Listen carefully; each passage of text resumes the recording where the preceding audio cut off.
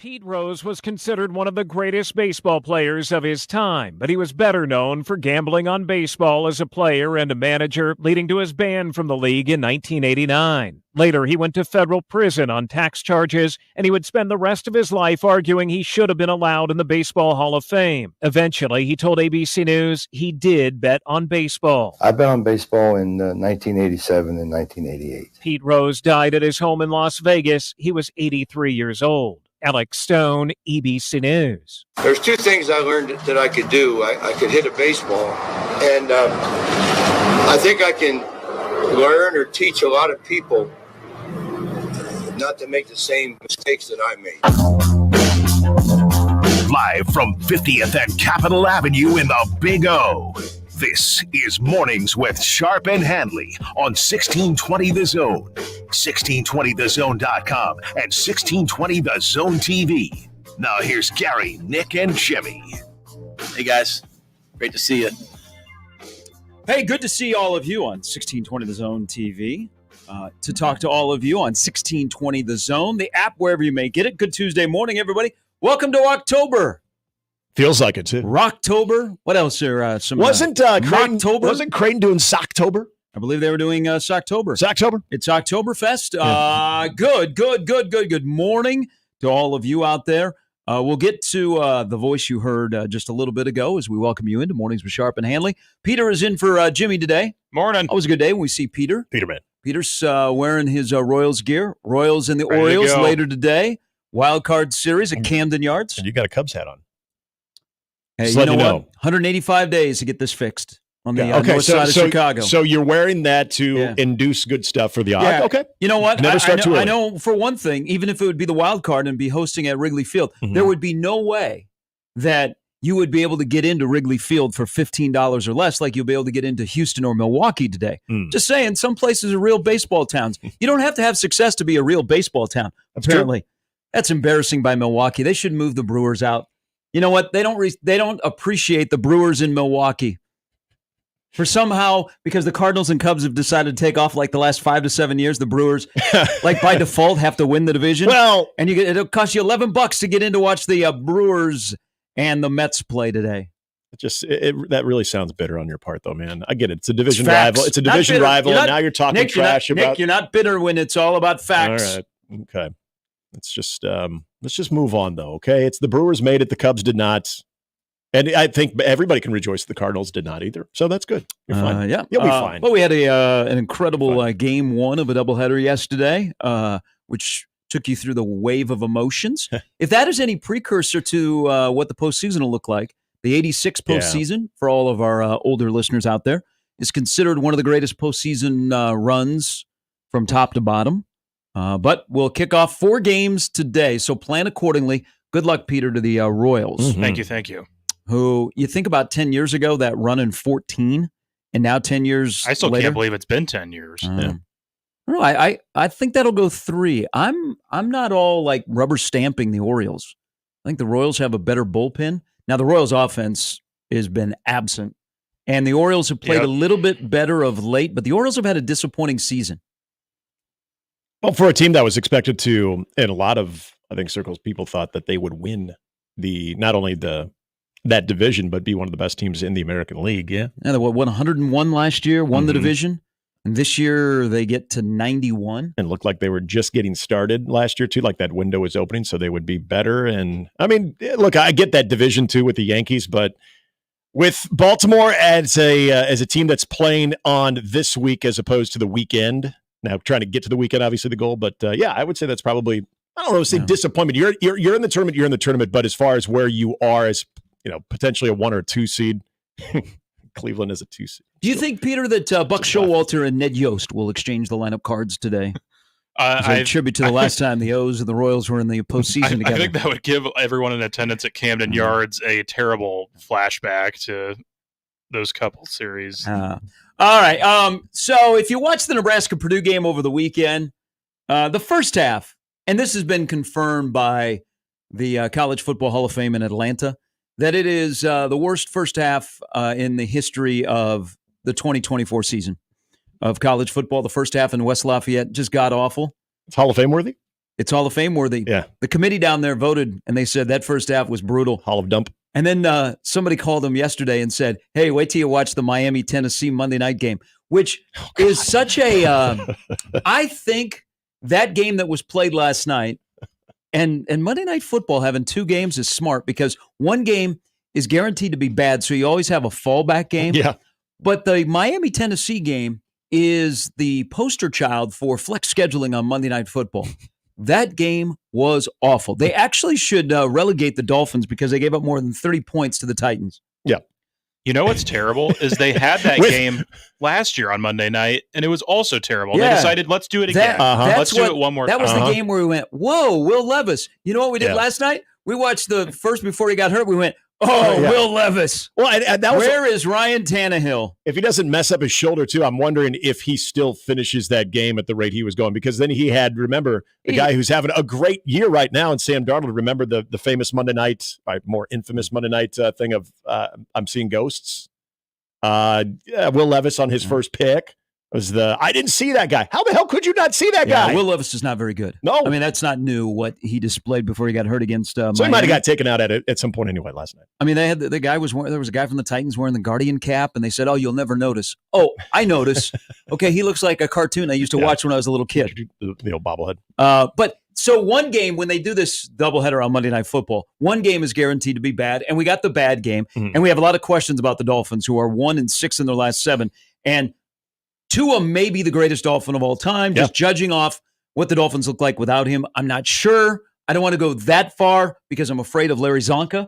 But Mike McDaniel, his offense is good, and he's about to find out when Tyreek Hill is not involved in a playoff chase, what Tyreek Hill actually is like. Yep. So you had that game, and then you had entertainment between Detroit and Seattle. Not only the alternate uniforms by the Lions, but Jared Goff. Friggin' Goff. Yeah, my guy. Your guy. My guy, because I quit him before he was with the Lions. I said, hey, this guy has got a lot to prove. And there's just something about, I don't know how you feel when someone just proves you wrong. And the initial reaction would be like, whatever. Guy got lucky. Or then there's the, tip of the cap to you. Weren't there two guys in that game that have proved people wrong? Goff and Geno Smith? Geno Smith especially to me. That's a good point. That's a good place to start because we can get to Jared Goff, and what Jared Goff did it was amazing. And I mean, the historical 18 of 18, catching a touchdown pass, first guy to ever do so for 75% completion or more, catching a touchdown pass, all that, the historical numbers last night. Geno Smith just looks like an NFL quarterback. Yeah. We could not say that. I did not before. think when I saw him with the Jets. And remember, he got suspended because the night before a game in San Diego, he went to a movie. Yeah, that's right. That's right. And People forget. He looked really bad with the Jets. And I thought he was going to be a journeyman quarterback. And I thought that Seattle would even draft a quarterback like the heir apparent. Man, Geno Smith looks like an NFL quarterback. Also, last night showed you why you should pay a lot of money for quarterbacks.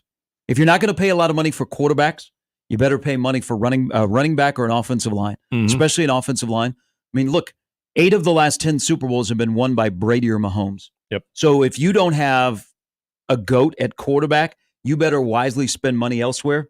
Thus, Miami is struggling, not just Tua being out, but Jared Goff. Jared Goff, man. Jared Goff had more touchdown receptions last night than he had incompletions. Yeah. That's absolute. I'm trying to think of the best word to put it, where it's all. I think it finally came to a head as far as the improvements, but also I think his overall comfortability in this offense with his surroundings. It was cool that it happened on a primetime stage. It was cool that it happened at home, but to me, it drove the point home of the type of quarterback that Jared Goff has now been able to shed himself from LA of people like me, chuckleheads like me that thought, hey, Sean McVay is the ultimate crutch for Jared Goff. Did you ever have that candy, Peter? Did you ever chucklehead candy? I don't think I have. It's kind of old school. What's that like? Jellyish. Jellyish. Yeah, not very good. A little bit of sugar frosting. Yeah, not great. So don't worry, you don't need to go seek it out or anything. But his emergence in this offense, it's cool to see. It's cool the way that he's embraced in Detroit, but also the dudes he has around him. And again, I had another moment like I typically do on Sundays of a guy that once was, and I love David Montgomery. David Montgomery for me is old school. I know it, and the dude just doesn't go down. Just when you think he's going down, oh, his knee had to have touched. No, it didn't. No, he has that extra gear on him. That game in general was so much fun. But I'm glad you brought up Geno Smith first and foremost, because watching him last night, there's probably a lot of times that I would have seen a quarterback that was similar to Geno Smith when he was with the Jets. You're right, like kind of the journeyman backup quarterback is going to make a good living, but is never going to be taken serious, and you're never going to really have to have a solid game plan around him because he doesn't do anything. Just watching him in the pocket, watching him in the throws, watching him committed to making throws, he just looks like an NFL dude, and he makes big time throws too. So, and it's no fluke when you watch him play that they suffered their first loss of the season, that they're going to be a force to reckon with. And a lot of it, I never thought we'd say was Geno Smith, but Geno Smith is actually, he's a good NFL quarterback. The first 4 weeks of the season told me that we're going to have a rematch of Super Bowl IV. The Vikings and the Chiefs are the only two unbeaten teams.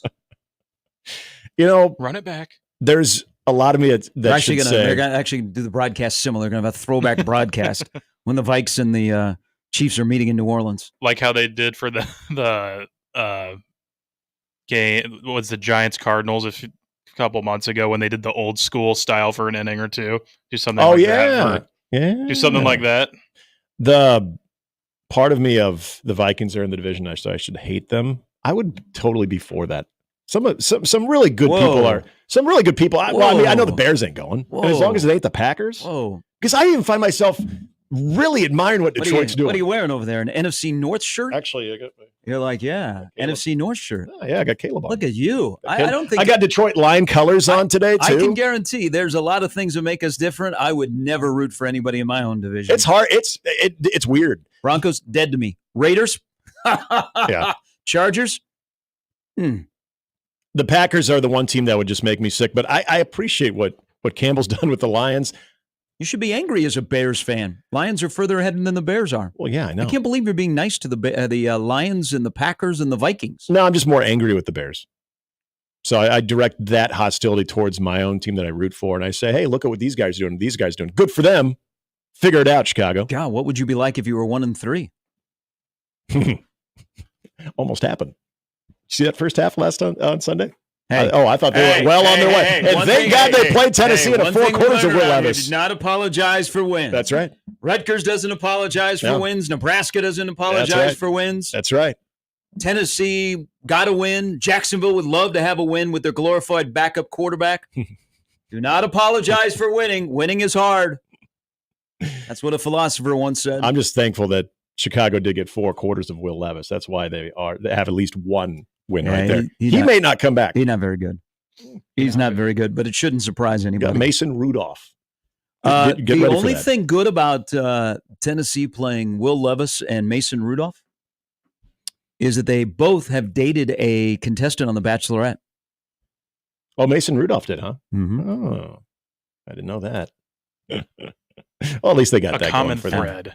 All right, coming up on the show, Sam McCune will join us in about 80 minutes from the Omaha World Herald. Also, Brian Christopherson stops by, Andy Kendi as well. So, lineup brought to you by the rooferys at John Higgins Weather Guard. Sad day in American sports yesterday. As we were leaving the show, we got word that Dikembe Mutombo passed away at the age of 58. And then later in the day, the hit king, Pete Rose, passed away at the age of 83. Both a little bit surprising. I think the reaction to Mutombo was, I didn't know that he was ill. The NBA said a couple of years ago that he was receiving treatment, and he passed away due to brain cancer. The cause of death for Pete Rose has not been announced, but it was a sad day in American sports, and it was kind of interesting. Talk about two widely disparate off-the-field lives. Yeah. Dikembe Mutombo, talked it, lived it. The man built a hospital in his country, and then Pete Rose was the modern-day Babe Ruth. Yeah. Yeah, you had a humanitarian on one end and a guy who had flawed decision-making off the field. Man, you're being nice. Yeah. I mean, Pete Rose was an a-hole. Yeah. Okay. Pete Rose was great at baseball, bad at life. Mm-hmm. And that's the unfortunate conversation. We had Tim Kirchin on that long ago, and I encourage people to listen to his podcast today too. Some really good stuff on that. But there are just certain people that you can't tell one story without the other. And, we were having this conversation not that long ago about O.J. Simpson, about O.J. Simpson's play on the field, what he meant from a football aspect, and then the character, the type of person off. Now, Pete Rose is not accused of murdering anybody, but Pete Rose did do time. Pete Rose has, when he was pressed thinking that this would be his last-ditch effort to finally come clean about betting, he did. Oh, yeah, because 14 years later. Yeah, he never admitted it until he thought it could help him. Yep. Pete only helped Pete. Right. Dikembe Mutombo helped other people. Yes. And didn't think about himself.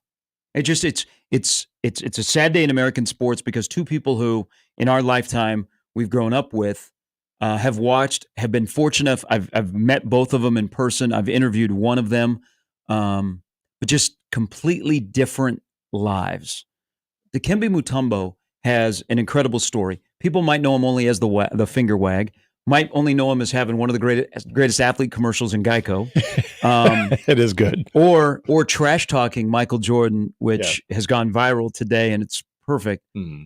One of the best shot blockers, one of the best big men in the history of the game. But here's a guy who, as I mentioned, in his home country of the Congo, built a hospital. Yeah. His mom passed away when he was young because of the roads, she couldn't make it to the hospital, and also because of the current climate in the country, she didn't want to go to the hospital, and she passed away. And so Dikembe Mutombo, who was this kind of freak, he was a Georgetown legend. I think everybody in Atlanta has a moment with Dikembe Mutombo. He is a legend in the ATL, but he is a guy that put people first and foremost and made sure of their happiness and their well-being, and really didn't look out for himself. And I after losing a parent to cancer not too long ago, cancer sucks, but brain cancer even more. We've made great strides in fighting cancer, but brain cancer is one of those that we haven't been able to make movement on, and I was crushed. I really took it hard yesterday. I got a chance to get his autograph when I was younger, went to a Nuggets game, stood out behind the old McNichols Arena. That's how long it was. Mm-hmm. And was right there and got his autograph and heard his voice. Mm-hmm. I mean, we've lost two guys that have distinctive voices recently in Dikembe Mutombo and James Earl Jones. Yeah. But he's just a humanitarian who always smiled, man. And then later in the day, you have a guy who made people that loved baseball and played the right way smile, but off the field made you go, man, bad dude. And that's what Pete Rose was away from the game. He was a bad dude. I want to get to a story about Pete Rose here in a moment, but getting back to Mutombo real quickly too. I was listening to some of the players talk yesterday, during their respective media day sessions in the NBA, and I thought what Joel Embiid had to say about him, and again, a lot of especially NBA big men now still look at Mutombo as one of their idols, but a lot of it, there's the part on the floor, but it gets so overshadowed with a lot of what you're saying there, but being the NBA's first global ambassador, that it almost seemed like when he would speak, he was more proud of that than he was of his accomplishments on the floor, which... Yeah, everything was beyond the floor for Dikembe. Right. You're absolutely right, Nick. And then the other part, and the other life that we are celebrating and reflecting today when it comes to a sports figure that did things that, quite frankly, will never be done again in Pete Rose. The kind of sad because of the decisions that he made, the life there towards the end of, every time there was a Hall of Fame induction, he would be sort of off to the side doing things to try to peddle his brand. A buddy of mine, this is the story I wanted to tell because he just told me this about 2 weeks ago. Had no idea that maybe he was struggling health-wise and whatever the case might have been. Yeah, I didn't either. He was at a card show just this weekend. Yeah, with Concepcion, Foster, Ken Griffey Jr., and Tony Perez. Yeah. So I don't know if this was maybe an inner circle that kind of knew about this or what, but it was odd getting that news yesterday after I'd heard this story where it's funny. And I would love to hear your interaction with him too. I never had a chance to meet him or be around him or be, at a card show or anything. Anytime I was in Vegas, I never saw him, but, so he did an autograph signing at Baker's in Millard a long time ago. This was Wow. this would have been in, probably the late 90s. So he hadn't even fully admitted that he had cheated. It was just one of those things that, it's all around him, but he had never fully admitted it. You would think that there would be this massive gathering. Like, oh my God, Pete Rose is just randomly in Omaha at this Baker's signing an autograph. And so my buddy told me that he shows up a little bit early because one of his friends was an employee at Baker's at the time and tipped him off, said, hey, he's going to be here, and told him what time. So he got there early thinking there was going to be this really long line. And, he just, wanted to see him. How often, in Omaha do you get a chance to see a guy that, by all intents and purposes, it has a Hall of Fame career, probably won't be in the Hall of Fame, but it has a Hall of Fame career. And so as he was walking in, Pete Rose stepped right in front of him, and he said, I wanted to say hi. I didn't know what to say. It was just, it's Pete Rose, and he's a little bit older than me. So he remembers when he broke the hit record and, broke Ty Cobb's record and everything, but also, what was announced in '89. And he said, well, I went in there and I went to get something for a drink. And then I came back thinking, okay, I'll still be early in line. He was the only person. Oh, wow. He was and he said from the rest of the day, there was minimal people that came by. And when he said that, and again, this wasn't bitter Pete Rose yet. This wasn't, again, he hadn't even admitted on national television that he'd done it yet. So this was still where you think there was this rallying cry for Pete Rose and, man, you got screwed. And we believe you that you didn't do it. You're Charlie Hustle, man. You didn't do it. And yet, and I don't think it was just because, it's Omaha. There's no, professional sports team when it came to Major League Baseball or anything. But the fact that he said that stood out to him more than anything is that he was really one of maybe 5 or 6 people that when he was at Baker's that actually went by and saw Pete Rose. And he said it was really sad because he just looked kind of lonely and just kind of sitting there kind of lonely. Sad man, sad, bitter man who kept Pete Rose out of the Hall of Fame? Pete Rose, yeah. So he was, in the game of baseball is about numbers. And number 14 and 4,256, which is the hit king. Those are numbers that are always associated. And if you go to any Reds games in Cincinnati or on the road, you're going to see people still wearing Pete Rose jerseys. Yeah. Now, they're going to be probably the older variety of a fan. But I had a couple of things with Pete. So his son, Pete Rose Jr., played for the Lincoln Salt Dogs. I don't believe Dad ever came to Haymarket Park to watch him play. But his son was great. His son told stories and wasn't a great player. I think he might still be managing like an independent baseball. Yeah. But really, really nice guy. 2006. And Pete, a lot of people are fathers. Pete was your dad's favorite player because of the way he played the game. He played hard. It didn't matter if it was an exhibition game in Port Charlotte, Florida, or if it was the end of the season when the Reds were out of the pennant chase or the Phillies or the Expos. He would play hard, and you appreciated that. And that's what I think the game missed. I think the game missed more of Pete being involved in the game than being in a museum. But he always would answer the phone. So this was told to me. He did answer the phone always as hit king. Like it wouldn't be, hey, this is Pete. Yeah. That was as a hit king. So 2006, me and some buddies are in Vegas. And there was a store in Caesars called Field of Dreams. And Pete basically was like you were going to a carnival and you went, when you went and looked at when you were little and they had the fattest lady or the shortest guy or the person that looked like a horse. Part of their body was a horse. You can call it. It's the freak show. It was the freak show. Yeah. And it was in a window and you paid your money at a carnival and you stood there and you just stared in the wonderment of, oh my God, she's got a woman's face, but the body is that of a horse. Yeah. How does that happen? 2006, Caesars Palace, Field of Dreams. There's Pete in the window, signing autographs as a sad, lonely man. and I wanted an autograph. I had gotten Pete Rose's autograph. I've met him a couple of times. I've interviewed him one time. He's a great interview that loves the game of baseball. That's where the game missed out, was his passion for the game of baseball. The first game ever played in the Metrodome in 1982, my dad and Pete Rose was Willie Mays is my dad's all-time favorite player. Mm-hmm. Pete Rose isn't very far behind. But somehow we ended up in Minneapolis, and the Twins and the Phillies actually played a exhibition series before the Metrodome officially opened in 1982. And we were staying at the Phillies hotel, and as a little kid, I was into baseball cards and autographs. So we would go to baseball games on the road, and we would stay in the opposing team's hotel, and I would sit in the lobby and get autographs. I don't know if people still do that because of security and all that kind of stuff. Yeah. But in came Pete Rose. And it was just me, my dad, and Pete Rose. Nobody was with him. And he signed my program. And I was like, yeah. So I still have that program.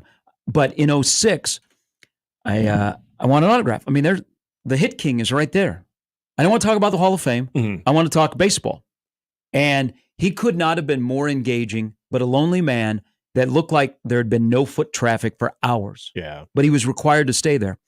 So went up, introduced myself. I happen to have a Cubs T-shirt on, and we talked baseball. And he was super engaging, and you had to pay money to get an autograph. And so I paid $15 to get a baseball, and Pete Rose signed it.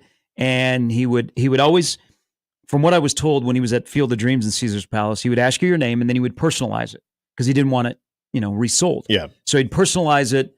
The biggest fan, Gary, Pete Rose, Hit King 4256. So he signs it, and we stood there and talked for about 15 minutes. It was great. We talked about baseball and hitting, and I was like, wow.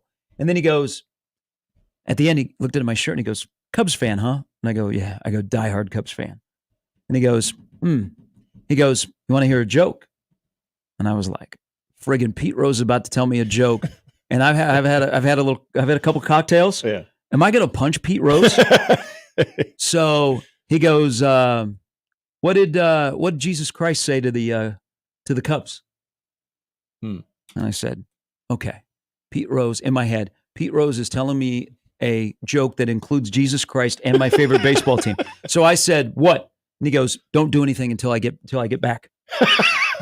Now this was in 2006. 10 years later, screw you, Pete Rose. That's actually pretty good. But it was just, again, great at baseball, baseball, bad at life. I encourage everyone, and it just recently came out during the summer, the Netflix special is very well done. Mm-hmm. And it tells the stories from different angles. But I guess later in life, he was over the pursuit of the Hall of Fame. And he was more on, hey, I think Bonds and Clemens and these other guys should get into the Hall of Fame. I think it's the most tired debate in sports. I don't engage in it. It's a museum. But Pete kept Pete out of the Hall of Fame. But I think the bigger thing is Pete was not involved in the game of baseball because there are very few people that love the game of baseball like Pete Rose did. One of the players growing up that I thought was so much fun to watch. Now, obviously, I was not watching Pete Rose when I was in my heyday of watching baseball. By the time 89 rolled around and he's banned from the game for betting on baseball, I was 10 years old. I knew more of him from my father and, in his heydays in the 17 All-Star appearances, 3-time World Series champ, all that stuff, all the accolades there, including being the all-time hits leader. The guy though, that I always felt, and I remember at one point he talked about how he related and drew from the way Pete Rose played was Lenny Dykstra. And talk about it exactly. I think it's very ironic to talk about another flawed human being when it comes to off the field decision making as well. But a guy that when you watched him play, especially when we were younger, we wanted to dive head first like that, where you're basically just laying your body on the line. I mean, no one really teaches the head first slide like that, where you're going to break a rib when you're going, almost full belly flop on the ground. But there was always that threading the needle of being. I mean, we're people, especially in baseball. I think this is more common than any other sport. Is you watch someone play the game, and if you love the sport, it's so hard to get over the fact that they just weren't a good human being. And well, I mean, there's a lot of people in the Hall that are not good sure, people. and it's not the Hall of Life, it's the Hall of Fame. I get it. He's a bad dude. Yeah, he's a bad dude that made some bad decisions. Well, and I think and that's aside from gambling on the sport. Yes, absolutely. But I also think about what we also learned in the steroid era of. Now, I don't know if this would have eventually got him in the Hall of Fame or not, but the accountability factor of how people view you when you make a grave mistake, whether it is cheating the game because of substance you're putting in your body at the time that were banned, or betting on the game, including the team that you're actually involved with, accountability, right, first and foremost, has, I think, taught a lot of athletes that if you are upfront with it, people relate to that. Because everyone makes mistakes. It's the ones that continue to say, I didn't do this when everyone knows you did. I've never thought of Roger Clemens the same anymore because of that complete sideshow of, I don't even know what HGH is. Those things where you're like, come on, man, we know you did it. Like I always bring up Andy Pettitte in this situation, and Giambi, the guys that at first you hear, oh yeah, I knew Giambi was probably doing that. But then he's like, yeah, I did. And you're like, oh, okay. Well, you admitted it. Andy Pettitte somehow, after that press conference, you almost felt sorry for the guy, but he admitted it. I mean, so that accountability, I always wonder, because I don't think Pete Rose all of a sudden makes better decisions off the field in 1989. Incredible at baseball, not at life. But if you admit it out of the gate, what would the post baseball life have looked like for Pete Rose? I'm always curious about that. He wouldn't have been in the Hall of Fame, and I don't think he'll still be in the Hall of Fame. No. Post his death, he's never met. I know he never met with Manfred. Yeah, I don't think people in the game. And again, the thing in Cooperstown is a museum. Mm-hmm. I don't think people in the game are like, meh, okay, let's revisit this. And I think a lot of that has to do with the type of person he was. I mean, I think if you're good, again, use that on its face. If you bet on baseball, and everybody would talk about the Black Sox scandal when I was growing up, and when I found out about okay, what Pete Rose did, and then you always hear references to what happened with the Black Sox scandal. And like, okay, I get it. I didn't know much about why that was such a big deal when I was 10, 12 years old. So if it's just that on his face, but he was a pretty decent dude, just made a really bad decision when it came to that, but was a decent dude after that, I think that conversation would have been revisited, and at some point probably would have been reinstated into baseball. Yeah, you can't tell the story in the history of the game without Pete. There is no doubt. 4,256, the way he played the game, war number 14, the hair, moments in the game, and the baseball part, incredible.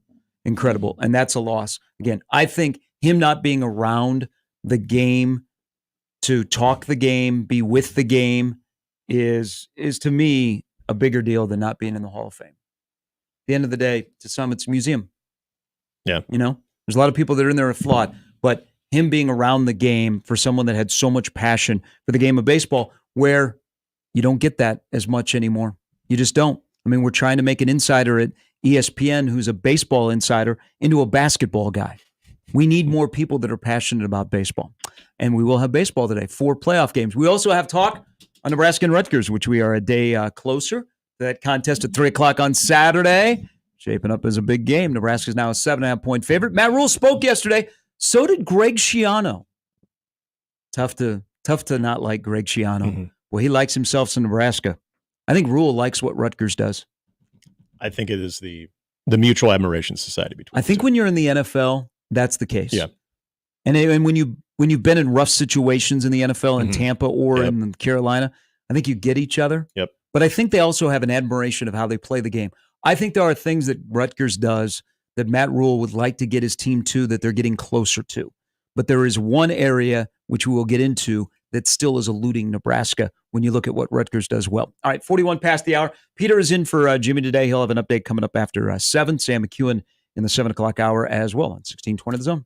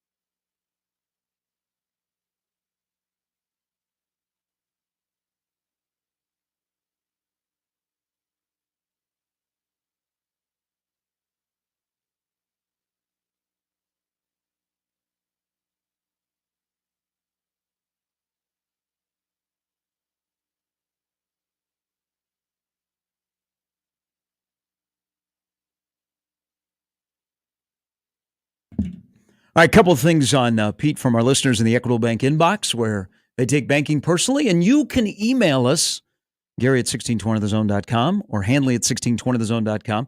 Scott writes in about Pete Rose, different animal. I actually got to hang out with him when he was in town a few years ago for the College World Series. He definitely had his issues, but the way he talked, I think he really wanted to be better. Loved baseball. And when that brief time that he was on Fox with A-Rod and Frank Thomas, and he was kind of quirky on television and brash. Yeah. I mean, this is also a guy that in 98 at WrestleMania 14 in Boston played the role perfectly of the heel, where he went after Buckner and who else did he go after? He goes, my good friend Bucky Dent couldn't be here tonight. So he had a very, I know we got all the memo in Sports Talk Radio. We're supposed to call him complex. It was conflicted. Conflicted man. Very conflicted. And he was. I mean, he lived quite the life. Yeah. But man, again, loved baseball. I interviewed him twice on the air, and him talking baseball. I mean, if you weren't a baseball fan, you would have man, what was I missing out on? Yeah. And Scott says, now I will say I have all my Pete memorabilia signed going up on eBay today. So it wasn't that deep. I just feel bad for the way he died. He lived baseball, and that makes me happy. It also reminds me, so you know me well enough now, and I've talked about him, the one guy that out of any sport ever that I regret the most of never being able to watch play. But it's weird. I'll always put him on my number one all-time favorite baseball players, and I never saw him play, as Mickey Mantle. Mickey had obviously his demons off the field too. You know, Mickey liked the bottle. Mickey never thought he was going to live past the age of 40 because nobody in his family did. Mickey. Fantasy Mickey. Punch Mickey Mantle. That, he did. He was temporarily banned from baseball because he took a job at a casino because he needed money. He trusted some shady people, but he also treated some people really bad, especially when he was in the bottle. There was a lot We're all flawed. Exactly. I mean, we are all flawed. I don't care if I hit 600 home runs or I show up at 6 a.m. to do a radio show every day. We're all flawed. One of the things that, whether you've read books on him, you have people in your life that were older that could tell you all kinds of stories about Mickey Mantle. The one thing that I always felt kind of, I guess, gratified in of holding him on that pedestal. I've never seen him play, but just knowing of him and reading every possible literature and seeing any type of documentary I could on the guy, is his lasting legacy was organ donation. And for a guy that knew he still had a platform, for a guy that fully admitted in his final years that if he would have known he would have lived as long as he would have taken better care of himself, but also made better decisions, but wanted to have some type of lasting legacy that was very selfless, and that was organ donation, and how it impacted him as well with some of the operations that he had to have because of the toll his body had taken with drinking. That there was at least that lasting moment of, tip of the cap to you, man. Like you did something that was bigger than yourself, and so again, we always look at the numbers in these guys because we're sports people and we love this sport. But when you can look at something off the field, especially before they leave Earth, that you can point to and say, damn, you did that. So, for people who might have had those moments with Pete Rose during his, last years on Earth, hey, I wouldn't dismiss those things because those are always going to be your personal memories of that. See, this is where, by the way, we're on a stretch of celebrity deaths. It is not good. Phillies didn't play yesterday, so Castellanos was not in the lineup. But look at, the last 10 days, some significant people in entertainment, in sports. Christopherson yesterday. Yeah, have passed away, and they always say it happens in 3, and I'm like, oh my God, Jimmy Carter turns 100 today. Not today, President Carter, not today. Yeah. But the one thing is tough about the 2 deaths yesterday is they are completely different. So we said our stuff about Pete, and again, they're widely different beyond where they're known for as number 55 or number 14. Mm-hmm. I go back to Mutombo. He first of all, he had a great interview. We had him on 1620 because he was doing an event that included Omaha, I want to say 8 years ago. And that voice, I mean, he couldn't get over the voice, first of all, but he'd laugh. We got him to laugh. And the laugh was even his better, right? It was great. Because he's like that. But I mean, Mutombo did so many things on the floor. And, I mean, one of the moments is one of the most iconic pictures in the history of the NBA is him grasping the ball in 94 when the 8th-seeded Denver Nuggets beat the number 1 seed Seattle Supersonics. Mm-hmm. And he's on the floor and he's overcome with emotion. He's grasping the basketball. That's one of the more iconic photos to me in the history of the game. But then he also got added to that 0-1 Philadelphia 76er team. That was a pretty good team, and he kind of blended right in. Mm-hmm. And then in between, he became a legend in Atlanta.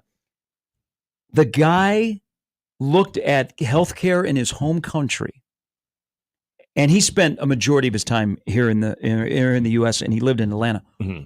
He built a hospital. He built a hospital out of his own money in his country. That just shows you a little bit of what a Georgetown legend and A-Town legend was. But he not only, and I this phrase you don't use very often, and when you do, you know how special a person is. You can talk it, but Dikembe Mutombo was about it. Mm-hmm. And that's an incredible legacy that he lives. And I think why it hit me harder yesterday is because I didn't know. I mean, none of us, we were all surprised. Right. What was your first reaction? I didn't know he was sick. I didn't know he was sick. Yeah, same thing. I was reading up last night, and the NBA apparently 2 years ago mentioned that they said a brain tumor that he was receiving treatment for, and it was just that. Mm-hmm. But the fact that, you didn't know, and you see the tweet yesterday morning of Dikembe Mutombo passing away at the age of 58, cancer friggin' sucks. Yeah. Okay? But I think that was a little bit of my emotion of like, oh my God, the great humanitarian who also played basketball. But man, I didn't know. And kind of like, last night with Pete. I mean, when I saw that, I was at the grocery store. I'm like, Pete Rose? Yeah. Just saw him on the Netflix special. Just saw the picture of him at the card show. Mm. Damn. And the sad day in American sports yesterday. To add on to Dikembe Mutombo is at 58 years old, what his life was about, how much more good he had in him that he would have done. And maybe that sounds selfish because he did so many good things, but he would have done more. And we're robbed of that because there are certain people that's just what they do. Like you said, they're about, he's about that. The life. Blessing that he leaves us is his legacy. Mm-hmm. And I always think those ones are, it's easy, especially for someone like yourself who had a chance to talk with him. You remember those interactions because you admire the athletic ability, but you love the person that they are using that fame, using that popularity. I've never held an athlete accountable for, hey, if you are someone that has now in this day and age, X amount of followers, or you have this type of following when it comes to a fan base, that you must use that platform for the better. You have to. I've never held anybody accountable for that and said that you have to. But when people do, gosh dang, it just and once they're so far removed from whatever sport they're playing, and they continue to use not only the resources available, the financial wealth that they've accrued, but also they use that platform for the good. People like Dikembe Mutombo that have done that and that give back to an impoverished country and his roots, but also the game itself from other places in America that he's been a part of, whether it's been in Atlanta or any other stops along the way that he gives back. That's where that news, it makes you just sit there and be like, damn. I mean, we lost not only a great player, but man, we lost a great human being. No. We got a guy that is known for the finger wag and the other guy that's known for 4256. Yep. Speaking of the finger wag, we'll get into this maybe a little bit with Sam. I forgot about this yesterday, talking about special teams with Nebraska. Anybody going to bring up the opening kickoff from yesterday, from Saturday? Yeah. Where Ja'Cory Barney signaled the fair catch. Was that and really? Then caught it and then started to run? Did he? I don't really feel like he made a fair catch signal. Looked like a fair catch signal to me. Did it? I I thought his arm came up as he was catching. Let's ask Iowa what they think. Well, it was. I saw that it was being kind of compared to that. That one was. And it was blown dead as they. I'm surprised they didn't throw a flag because he signaled fair catch and then took off running. Because the referee, which we should have been. All of this should have been a precursor to special teams. We're going to have a rough day, and the officiating was going to be even worse. It was such a bad start. The guy gives a fair catch signal and then catches it and starts running, and the official says, "Oh yeah, it was a fair catch." Yeah, but you can't. But to your point, you can't take off then too. So what is up with the IQ of the special teams? There were a lot of examples of that on Saturday. I didn't hear that brought up yesterday, and I thought I wrote that down. I was like, what is happening here? Yeah. That is like special teams 101. Yeah, I mean, and especially on a kick return too. You know that unless it's like the pooch kick, you'll see that happen, so you don't have to advance it. But you're also not pinned inside your own. You don't 5 start or 10 running. yard. Exactly. What was he trying to get in some steps? Trust me, Jacory, you got in more steps. Yes, you did. Post that. Yes, you did. All right. Peter's got a quick update coming up after the top of the hour. Sam McEwen stops by as Nebraska and Rutgers get ready for a showdown of the Big Ten. The month of October begins. Plus, we'll play Call Your Shot. Now that we're into October, what Nebraska's final record could be with 4 on the road and 3 at home. That's to come on 1620 The Zone.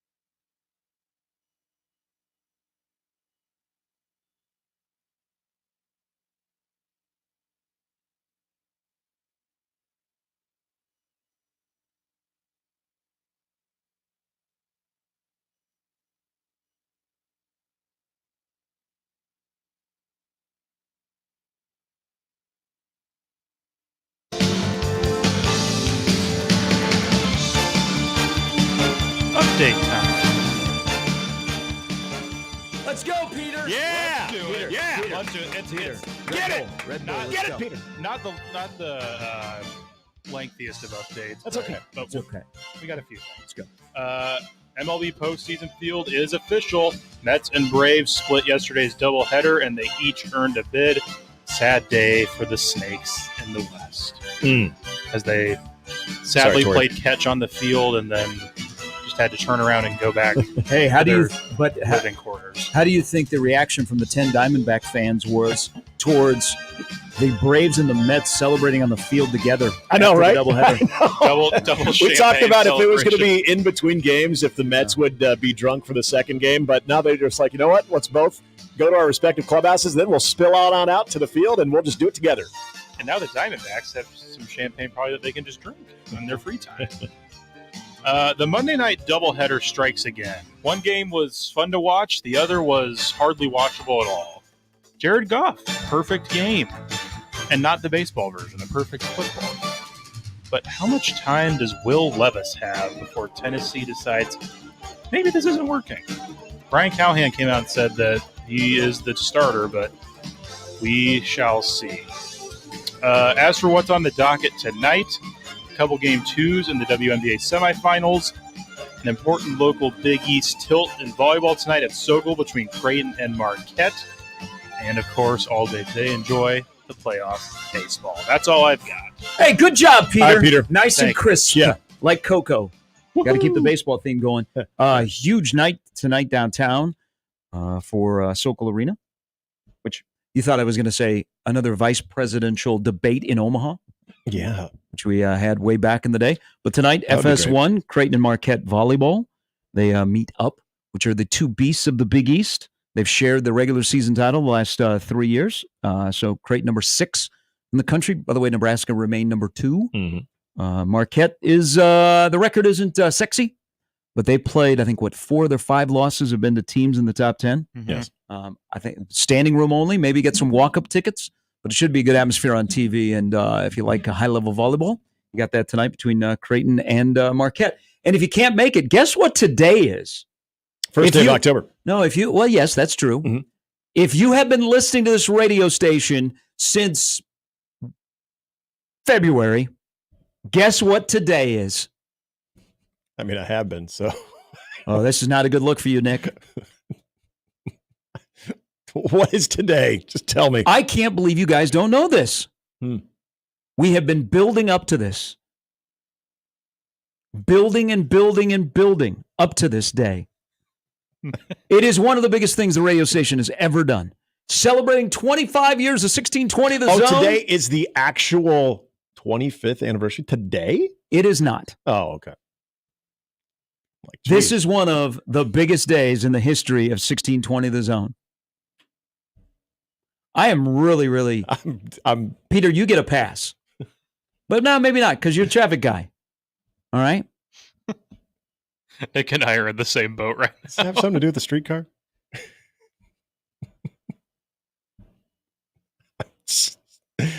I'm waiting with bated breath.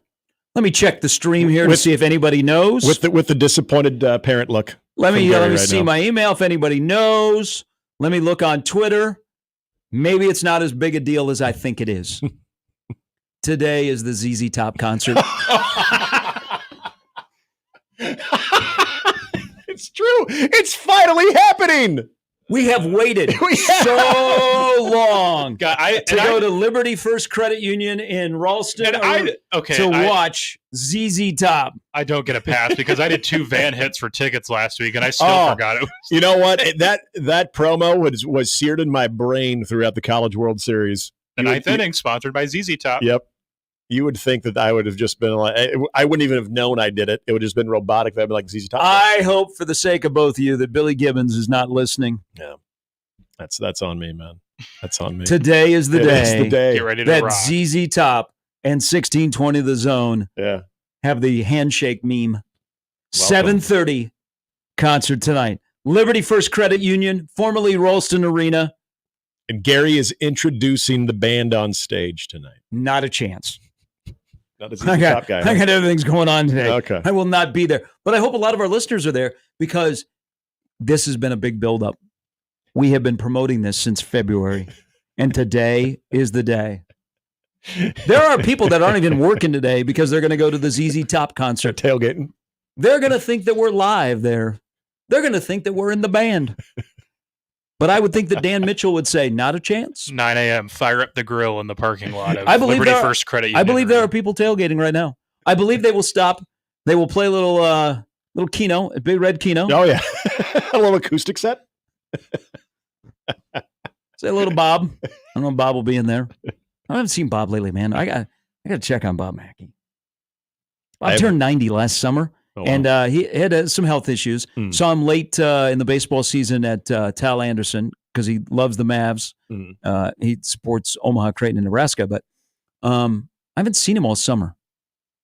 I have not been to. But stop into his place, play a little Keno, big red Keno, maybe what's the Mexican place that's right there? Azteca? Yeah. Good Mexican spot. It's actually really, really good. Be sad that there used to be a TCBY right there. They're dead. And then go in and go, hey, is this where the Lancers play? Yeah. But not tonight. Nope. ZZ Top, brought to you by 1620 The Zone. That's right. Man, that's on me, man. I'm wearing that one. I'm totally wearing that one. You had about a rough stretch there like Verizon had yesterday. Yeah. You guys are Verizon customers? I am. Yeah, I was. Rough day. You're just laughing because you're a T-Mobile fan? T-Mobile, and I've thought about changing because I'm up. I'm a free agent. Oh. I would love I'd love to tell you to come on over to Verizon. Actually, you know what you do get with Verizon right now as a new customer? This is what I hear. Mm-hmm. You get free Sunday ticket. Really? Yep. Ooh. Mm-hmm. Sunday ticket compared kind to... of bothered me because I want that, Ooh. but I'm a current customer. All right. Sunday ticket compared to every year as a T-Mobile customer, you get the MLB package. See what you should do. So for you, though, MLB package is a lot, I think, more impactful because your Chiefs are on just about every weekend. Well, you don't have the to worry MLB about package is because my login from a previous life got stopped about 2 years ago. Oh, it did? Yeah. The Twins email used to work for a long time. Oh, okay. That's how I got it. They finally were on to you?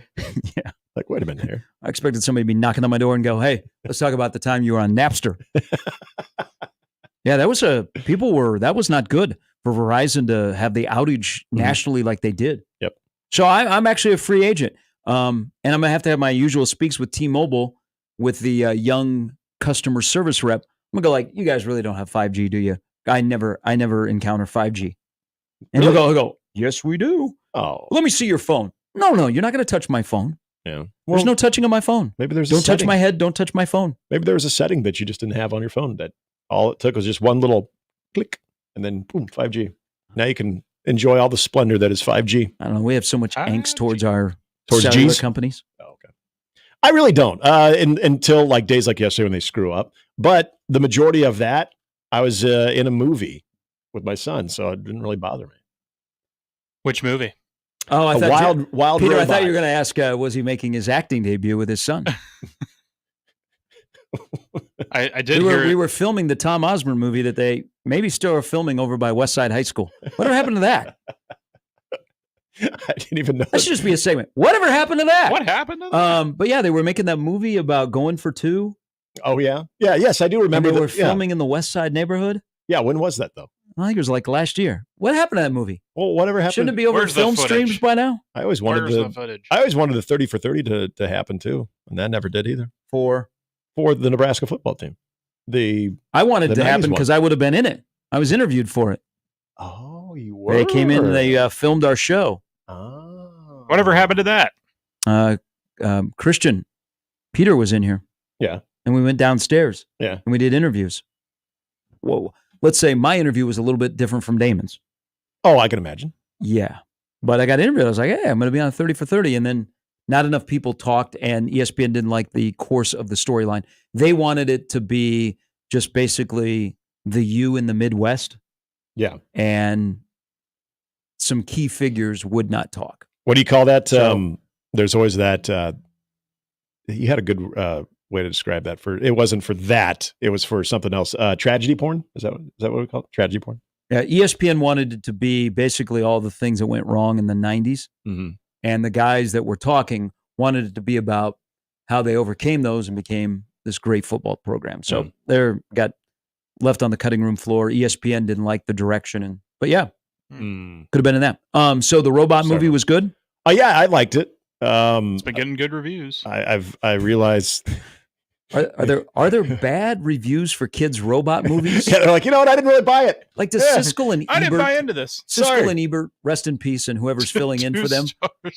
Do they break down kids' robot movies? But I'm sorry, but this Encanto, this magic flame, this magic candle, it's not going to be able to build an entire society. Were there any singles in there, or did everybody have like an attachment to a kid? There wasn't like an 85-year-old guy that was sitting in there in the back taking notes or with his camera out or anything. Yeah, no, I didn't see any bootleggers, but I wasn't looking about that. I was like, there was a little sketchy. Go to a kids movie and all of a sudden you're like, So why do you have your shoes off? Okay, Gary, I'm not even kidding on this. When we walked in, there was an older gentleman. Stranger danger? 3 rows behind us, but I don't know if... Did he seem normal? He did, and then there were some people who ended up... I'm not one to gawk. If like people go behind us, I'm not like turning around seeing who's behind us.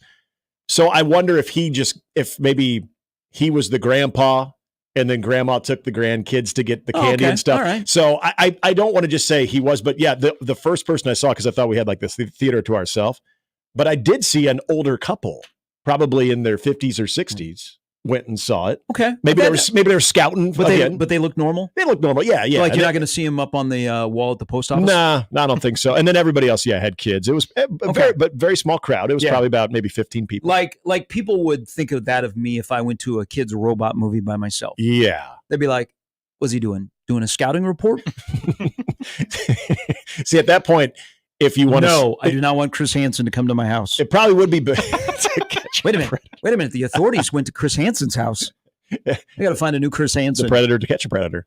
So why do you have your shirt off and you're eating the cookies? I do think bootlegging would probably be more acceptable then if you were actually in a kid's movie, as opposed to just sitting there with candy and just looking like you're really into the movie.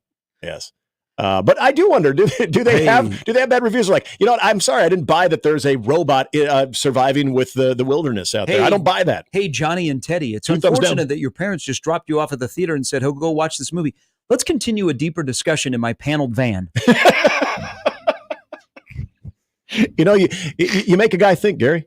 I got to be more. I got to be more aware of these things. All right, I'm going to make you all think here. You know how you get to label the games this weekend? Mm-hmm. You know, every weekend I say, "Hey, what should be the T-shirt?" Oh yeah. So last week was "Who Am I?" Yes, throwback to the Who, kind of. Who is this the contender pretender game? Yeah, I like that. Yeah, I like that a lot. I think, and I could be completely wrong. I brought this up yesterday. I said, who has more to gain? I said Rutgers. You said Nebraska. A lot more people said Nebraska, which was fine. Listening to the national vibe yesterday did not include Desmond Howard. Thank God. Whew. Imagine you imagine the reaction the next time game day comes to Lincoln. Oh, towards him. I would assume that he would lobby hard not to have it in Lincoln. Could I do it remote? Yeah, right. Could I pull a Corso and only appear once in a while? Can we talk about that? No, at some we point? can't. We can't. Okay. We can't. There's the thing. Saturday. Nick, there's just the thing about getting old. Okay, I know, but the ESPN Corso, Bradshaw, Sharp. But the contender pretender, I like that. So I said yesterday, who has more to gain?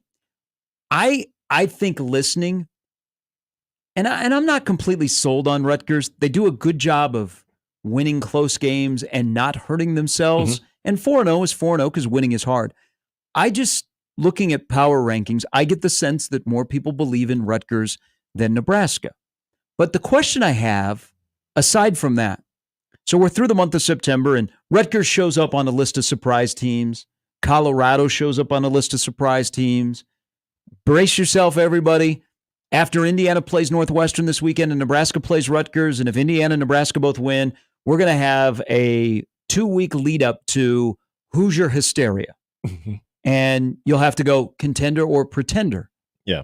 If people are talking about Deion Sanders for coach of the year in college football, oh God, shouldn't Matt Rule be right there? Yeah. Okay, I'm not trying to be homerish. I'm just trying to counterbalance. I know people are like, man, what Dion is doing. How many games did they win last year? 4. How many games did Nebraska win last year? 5. How many games have both teams won this year? 4. Which team beat the other when they went head to head? Nebraska beat Colorado. Okay. Yeah. And very much in a manner where it looked like one side of the team or the field was very, very much prepared. I was watching the wrong show yesterday, and they were talking about that. And I'm like, oh, I wonder what show you're watching. Nebraska's 4-1. I mean, beat Colorado. Dude, they whooped up on Central Florida. I'm just saying. I did. I think, I don't know. Maybe it's because the national people got burned 2 weeks ago when they went all in on Nebraska. So now you shift to, well, I believe more in Rutgers than Nebraska because they have won at Virginia Tech and they beat Washington. Yep. Just curious. I'm probably going to have a tone all week that I'm not. I respect Rutgers. I like what they do. I think they got a good football team, but I'm not going to go, gaga for Fruity Pebbles over Rutgers yet. Cuckoo for Cocoa Puffs? That's what I meant to say. I liked it, though. It's fun. It works. Gaga for Pebbles. I knew exactly what you were talking about, so you don't even have to apologize about that. So what you're saying, Gary, is this goes back into the not you and I or Peter, but the national audience, the national pundits, it comes back to the Nebraska trust tree. Can you trust Nebraska? This is, Mary said last week, the vibe of last week was history dictating the present.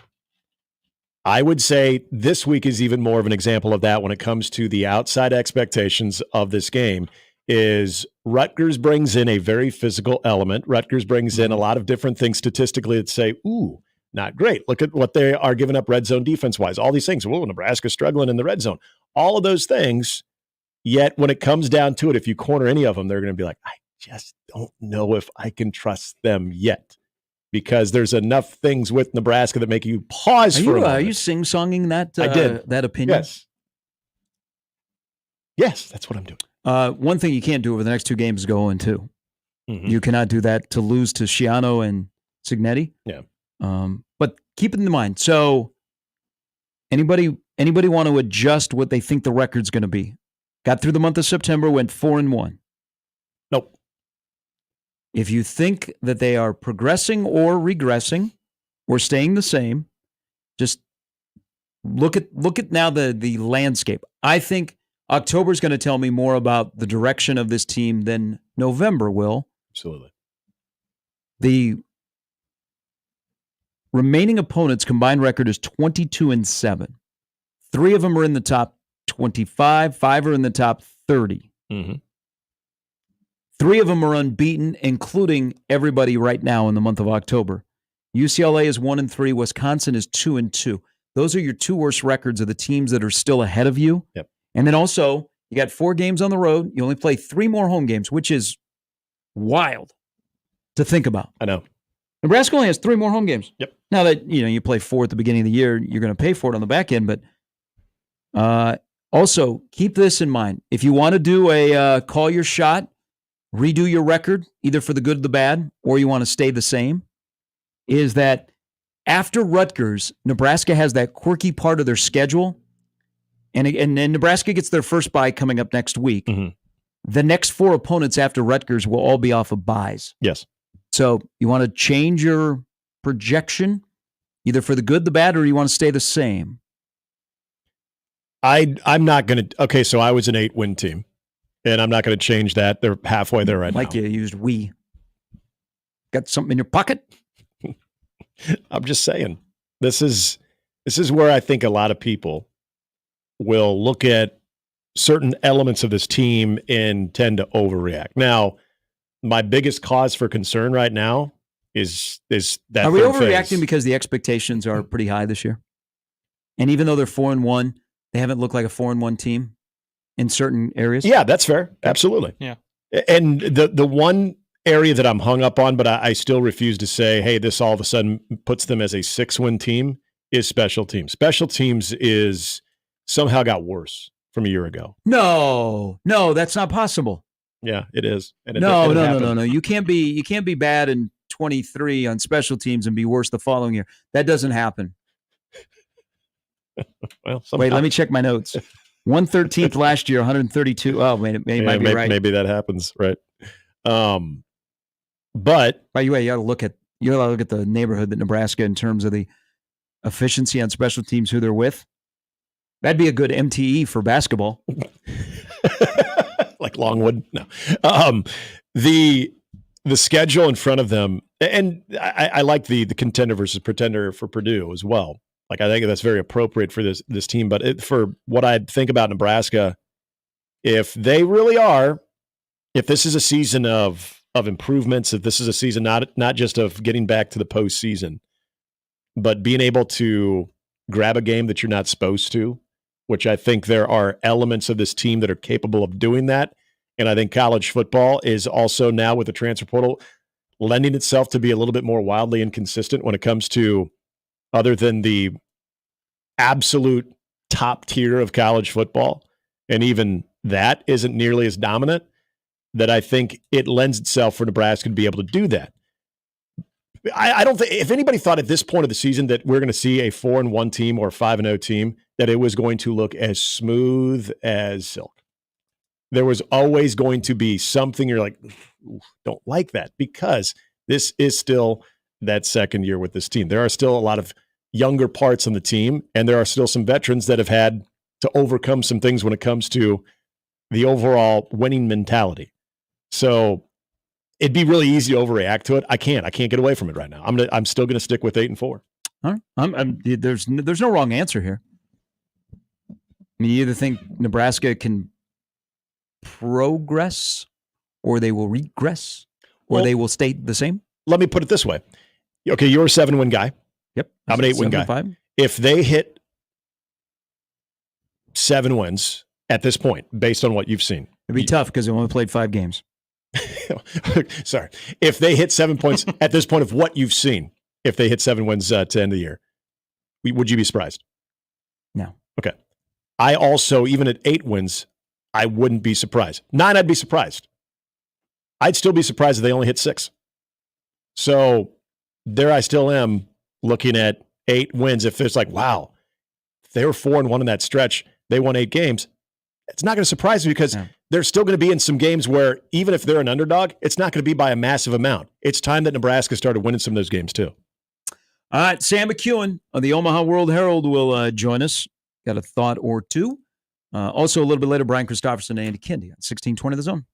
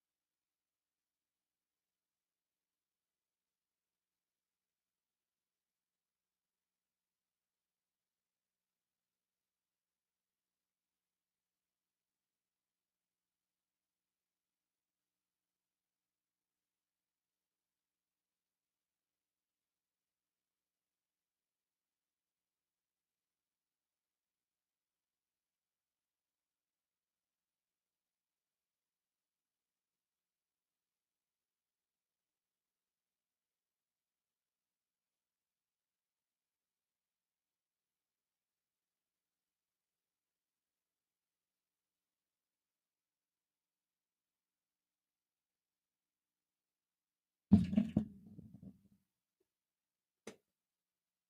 right, good Thursday morning. Welcome back in. Mornings with Sharp and Handley. Peter is in for Jimmy today, and Sam McEwen joins us from the Omaha World Herald, back from Purdue. Good morning, Sam. Good morning, guys. How are you? Good. We got a couple of things for you being in person. One, how big was the video board? Big. Yeah. I mean, it's. I think it's the same one from a couple of years ago. I think they got that done a couple of years ago. But yeah, it's a big one. And I think Nebraska would like to have a similar one that looms over whatever the reconstructed South Stadium will be one day. I liked it. It was good. They didn't show many highlights, which was strange, but it was a good board. It looks like the improvements have made that a nice, like for Purdue, a nice environment. Like not too big, just the right size. They got it a little bit more enclosed now. Absolutely. Yeah, it looks good. And you know, for a Big Ten stadium, it's quality. We're going to go to Indiana here in a couple of weeks, and Indiana doesn't have quite as many amenities. They have a better football team, but not as many amenities. And so, you know, I'll see what that looks like 8 years after I went there the first time. And then, Nebraska needs to add a few things to its repertoire, but Purdue looks better than it used to, and its press box has always been pretty nice. Yeah. Let's do big picture here, and then we'll kind of focus more on Nebraska, and then of course Nebraska Rutgers. I want to talk officiating because there were 24 penalties in the game on Saturday. I think I've seen enough DPI penalties to last me a lifetime. Even though Dylan Raiola has drawn 13 DPIs in his first 5 games, that's probably another story down the road. But it hurt the tempo. We've seen it around college football that this has become an issue. We're going to have a game this weekend where Rutgers in one less game has only been penalized 16 times. Nebraska's been penalized 40 times. You've seen enough football. You know enough officials. You know right from wrong. Do we have a college football officiating issue? And if we do, a big-time issue, especially in the Big Ten, Sam, is there a way to help the men and women on the field so that this doesn't become a storyline? It was a rough weekend for college football officials, starting with the Miami-Virginia Tech game. Mm-hmm.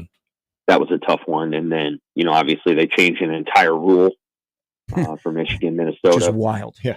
Yeah. I mean, that was tough. I think that was I don't know what I'm looking at kind of thing. And I think part of it is you may have some inexperienced officials. We as reporters need to actually talk to some officials and figure out exactly what's going on. But you have some inexperienced officials that are going letter versus spirit. And Rutgers probably doesn't have as many penalties because Rutgers just doesn't run as complex an offense as Nebraska. I'm not trying to knock Rutgers at all. Minnesota's another team. Iowa's another team. They don't have as complex a system, and so officials aren't looking at as many blocks out in the open field. Nebraska's doing a lot of downfield blocking with screens and with passes in the flat and rub routes and other things. Nebraska's offensive line has not picked up that many penalties. Meanwhile, you know, Nebraska's top two receivers, have each picked up 3 holding penalties. Mm-hmm. And you might go an entire season without a receiver getting 3 holding penalties. And so some of the things that I think Nebraska needs to think about is, you know, how they're running those plays. And then furthermore, you know, what conversations they can have with the officials about how that works. I do think there's going to be a broad conversation after the season, just about what's going on with officials, the time that everything is taking, the uncertainty with some of the calls, et cetera, et cetera. So I think there's going to be a conversation coming. And the other thing is, I just think that so many offenses are so confined in their sort of creativity that officials have gotten used to looking for certain things. And so they're not necessarily used to watching, you know, receivers blocking downfield the way that Nebraska does. I want to, and on that note, the announcement the Big Ten made yesterday about modifying the onside kicks on where they actually have officials lined up. If that is not Minnesota, Michigan in a game like that had a lot of eyeballs on it, as opposed to, say, maybe it was Minnesota versus Maryland, do you think they're making that adjustment? They may not be. Yep. It's possible that they wouldn't. I think that's entirely possible. Yep. That they wouldn't necessarily be making that decision. I think most people think Minnesota got jobbed on that play. And, you know, there's probably a sense out there of, well, Michigan gets to do whatever it wants to do most of the time anyway. And so, of course, they got a call late in that game that would have benefited Minnesota if Minnesota had recovered the ball. There is an undercurrent. I'm not saying it's a distinct impression, but there's an undercurrent within, the league, among its fans, maybe among its coaches, that Michigan's just sort of not necessarily given a pass because Jim Harbaugh got suspended last year, but that Michigan just kind of gets to be whatever Michigan wants to be. And other teams have to just deal with that. And Michigan's a good football team, a good football program, so they've earned what they've gotten. But they've won 27 Big Ten games in a row now. And I think there's a sense of like Michigan got a pass for all these other things that, it basically got a pass, although, Harbaugh had to be suspended. And I think there was a sense over the weekend of like, yep, they're just trying to help Michigan out. And I don't think that's true, but it was a bad look. Hey, we enter October, and there's only 2 teams in the country that have not given up a rushing touchdown. Iowa, you go, oh, okay, makes sense. The other is Nebraska. Iowa and Nebraska are the only 2 teams in the country in Group of 4, Group of 5, Power 4, whatever, that haven't given up a touchdown. What do you think after the difference between the Illinois game to Purdue and now getting ready for 3 right now unbeatens in the month of October? What's the reality, in your opinion, Sam, of where this defense is compared to where you think they can be? Good question. I think they can get even better defending the pass when they get all the guys back healthy, because now you have Sierra Wright, who's kind of proven it. With Tommy Hill, who might be a week or 2 away, but you got that bye week after this game. Bly Hill, they have to decide whether they want him to be a 4-game guy or they want him to be a full year, a 7-game guy and burn his red shirt. But once they get all the guys back, which will be in November, I think they feel really, really good about the kind of team they can be, defending the pass, especially. Against the run, I think they're going to get tested more. This will be the biggest test this weekend. And then, of course, Ohio State's going to be a hell of a test, and you're going to get some other tests down the road. And so I think there's still, the jury's a little bit out there on how good they're going to be. They didn't pass the test against Illinois. They did pass the test against Purdue. And I think Nebraska, and Rule said it yesterday, they're doing a little bit better job of being a little, like, kind of explaining things within the context of their answers. And Rule said, there's going to be some moments where we get hit with a play because we're moving. And he's right. Nebraska does not have the largest defensive line, and what they want to do is create opportunities for their linemen and their linebackers to get a TFL. And the way they do that is with run stunts. And sometimes you hit it wrong. Like you pick the wrong stunt for the wrong play. And sometimes they're able to hit that thing for 20 yards. That's going to happen. And that's something that Nebraska lives with. But what they really want is to get some TFLs too. So they want to play where, okay, you got us on that one, but on 1st and 10 here, we're going to get you for a 4-yard loss and we're going to get you behind the chains. And so I think that's the important thing going forward, is trying to get those negative plays back in the rotation. I think they did that against Purdue. I think against Rutgers, that's going to be harder. Rutgers is going to come out and try to wall them off with their offensive line and let that running back work behind the line. And Nebraska's going to have to tackle really well because he's a really good player.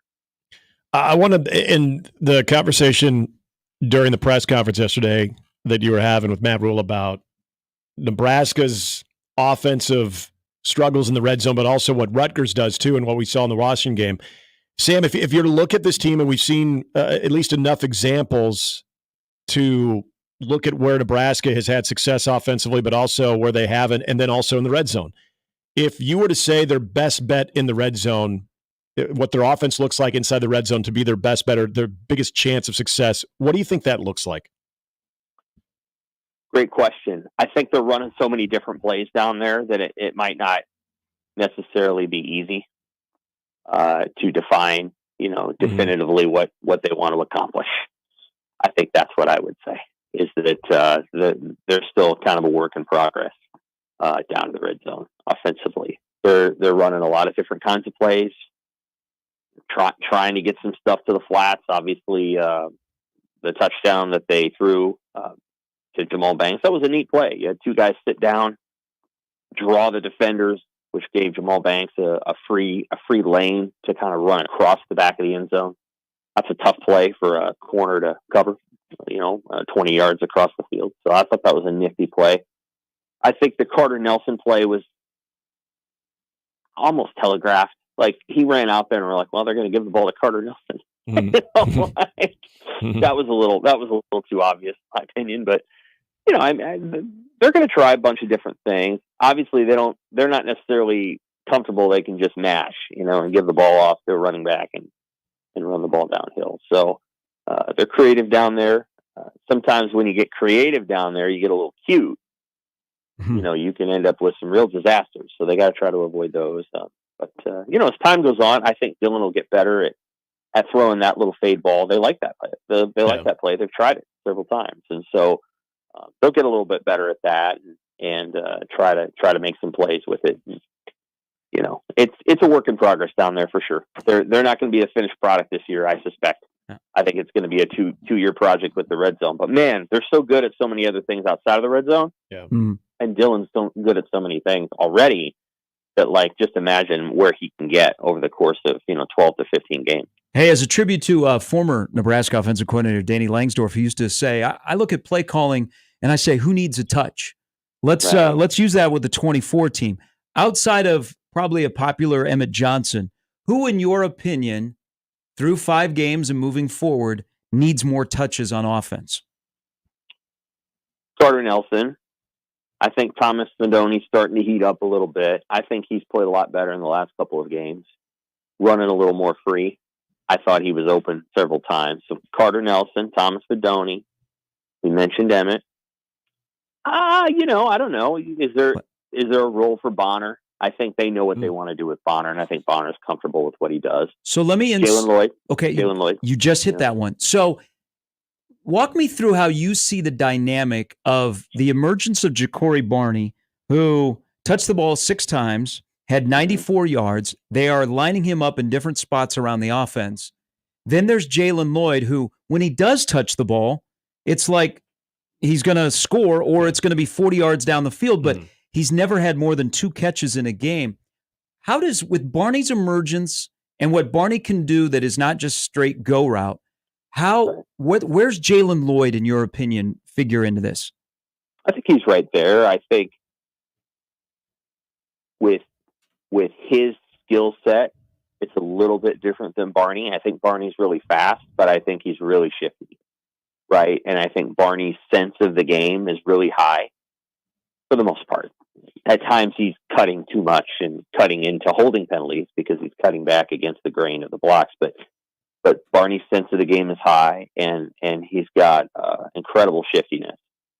So he's just got a real skill set for moving around the field. I think Lloyd's more of a straight line speed guy, and Rattle missed him on that touchdown against Colorado. I think you've got to find more ways to get him the ball in scenarios where he can do something with it. And I think they're still working on that. Mm-hmm. He's been on the field for 20 some snaps a game. I kind of expected this though. Like, I wrote about it, and I kind of knew with Banks and Nayor coming here and then Barney coming here, everybody kind of had a really good sense of how talented Barney was as a player. You saw this coming. Lloyd and Coleman were both going to have to adjust, and they were going to have to step up their games. And they've had to. They've had to get better. Coleman's obviously redshirting, and all of the guys on that offensive side of the ball have had to kind of step up their games and improve, because Nebraska's not just going to be left behind. And Raiola makes it. He makes it possible to do some things that maybe you couldn't do before. So Jalen Lloyd is a guy that I think is still coming, and I think, he's going to be a junior next year, and that is what it is. But he will have a much larger role on this football team next season than he does now, because I don't anticipate Nebraska going out and getting 2. Maybe now if a few guys transfer, maybe they will, but I don't anticipate Nebraska going out and getting 2 receivers next year. I think they're going to develop what they've got and try to go from there. But Carter Nelson's probably the one that I put at the top of the list. Okay. Carter's a rare athlete, and I think he needs to get the ball more. Yeah. Real quickly, and this kind of goes back to what you're talking about with what Nebraska defensively against the run does. In this matchup alone with Monangai, and everybody had a chance to watch him, if you hadn't already, probably did on Friday, given what Nebraska can do, and that they do have, we've seen Atham Kalikmanis, he's had his struggles, but he does have athleticism. When it comes to knowing a team is going to run the ball and you have the personnel to stop that part of their game, do you like this matchup better for Nebraska, given what they can do and what their strength is, or is even with Monangai and having an elusive quarterback, at least with athleticism, does that cause a major concern when it comes to that matchup on Saturday? Well, that's a really, really good question. I think when I look at Rutgers, they're challenging to Nebraska in some ways, because the things that Rutgers wants to do are the same things Illinois did, and Rutgers is maybe a little further along in its identity.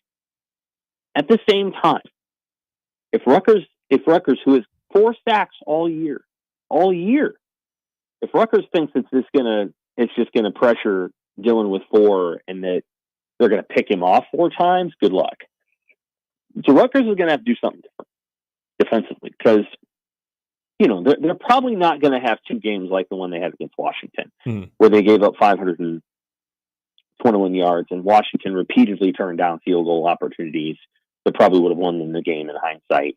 I don't think Rutgers can repeat that performance and expect to win, because they make all these plays in the red zone. So there's things about Rutgers that I really like. At the same time, Dillon changes the conversation.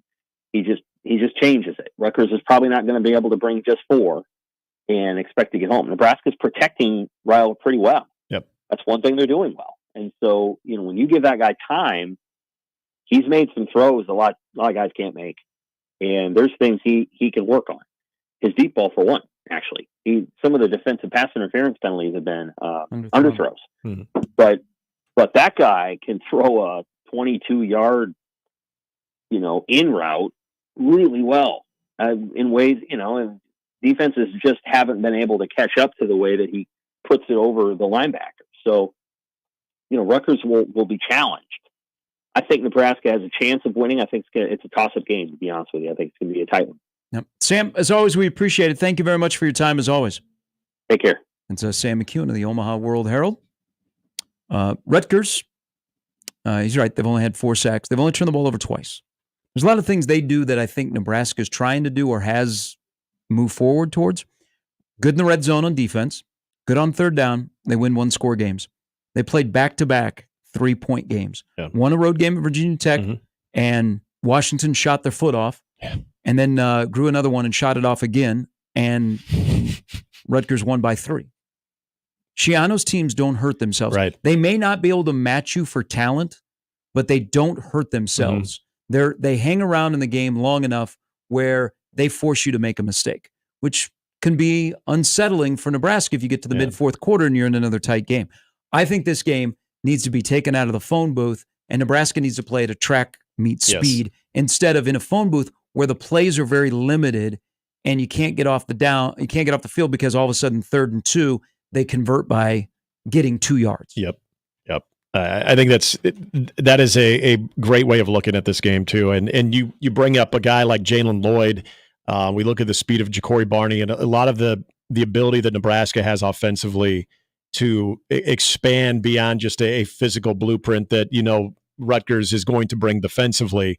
I like Sam's take on what Rutgers has done to this point, but also how Nebraska can counter that somewhat, and really what it's going to take with number 15 and the part that he plays in this, because I like your thought there of getting this thing out of a phone booth. We keep thinking that this is going to be a muscle on muscle, physical on physical, but if you're able to be successful early on, where all of a sudden Rutgers is trying to play catch up and they have to be out of their identity a little bit, how do they respond? Because the way you just described them, we're describing Northwestern football 4 years ago. Of nothing that overwhelms you with there's that. That's Minnesota. When Minnesota's had success, that's the Big Ten way to play. Yeah. And it works, but I think Nebraska would like to play the Big Ten way and then also a little bit of theirs. The quarterback difference is Rutgers has a quarterback that's efficient and smart. He's on 7 touchdown passes, 1 interception. Yeah. Nebraska has a quarterback who is dynamic and can win a game single-handedly for you. Yep, very true. It could come down to just we got a better quarterback in this game. It's okay to say that. It's okay to say that out loud. That's why you have the quarterback that you do. All right, a little bit later, Brian Christopherson will join us. Andy Kindy is on this Tuesday edition of Mornings with Sharp and Handley on 1620 The Zone.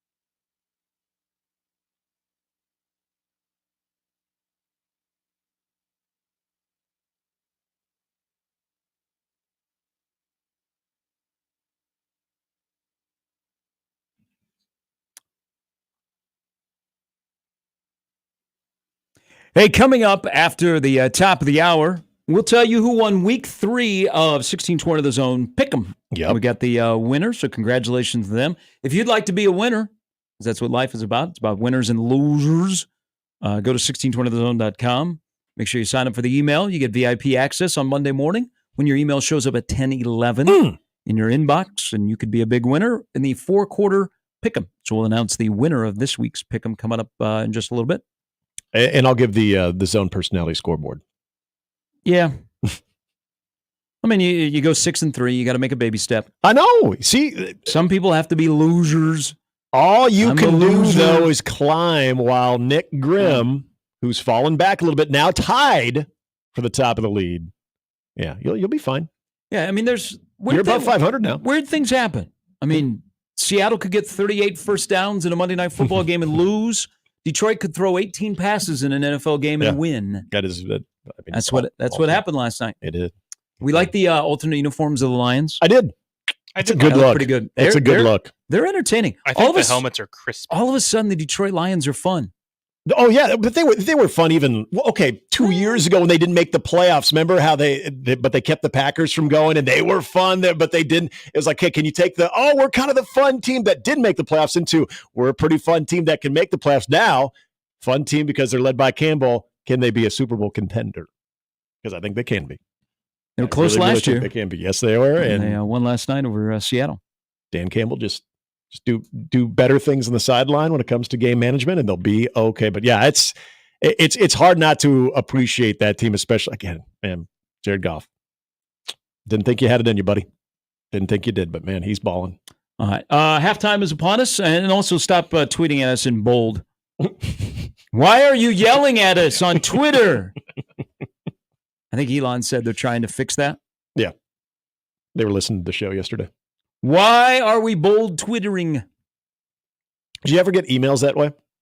That are all in caps? Yeah, all in caps. That's called delete. Yeah. All caps guy always makes me wonder what he's got going on in his life. Delete. Or her. And I'm sure some sarcastic jabroni out there is now going to send us emails that are all caps. Yep. You know what that is? Delete. Into the trash. That will be TC. TC will do that. Into the trash. Also, as we enter the 8 o'clock hour, wake up, Green Day fans, on 1620 The Zone.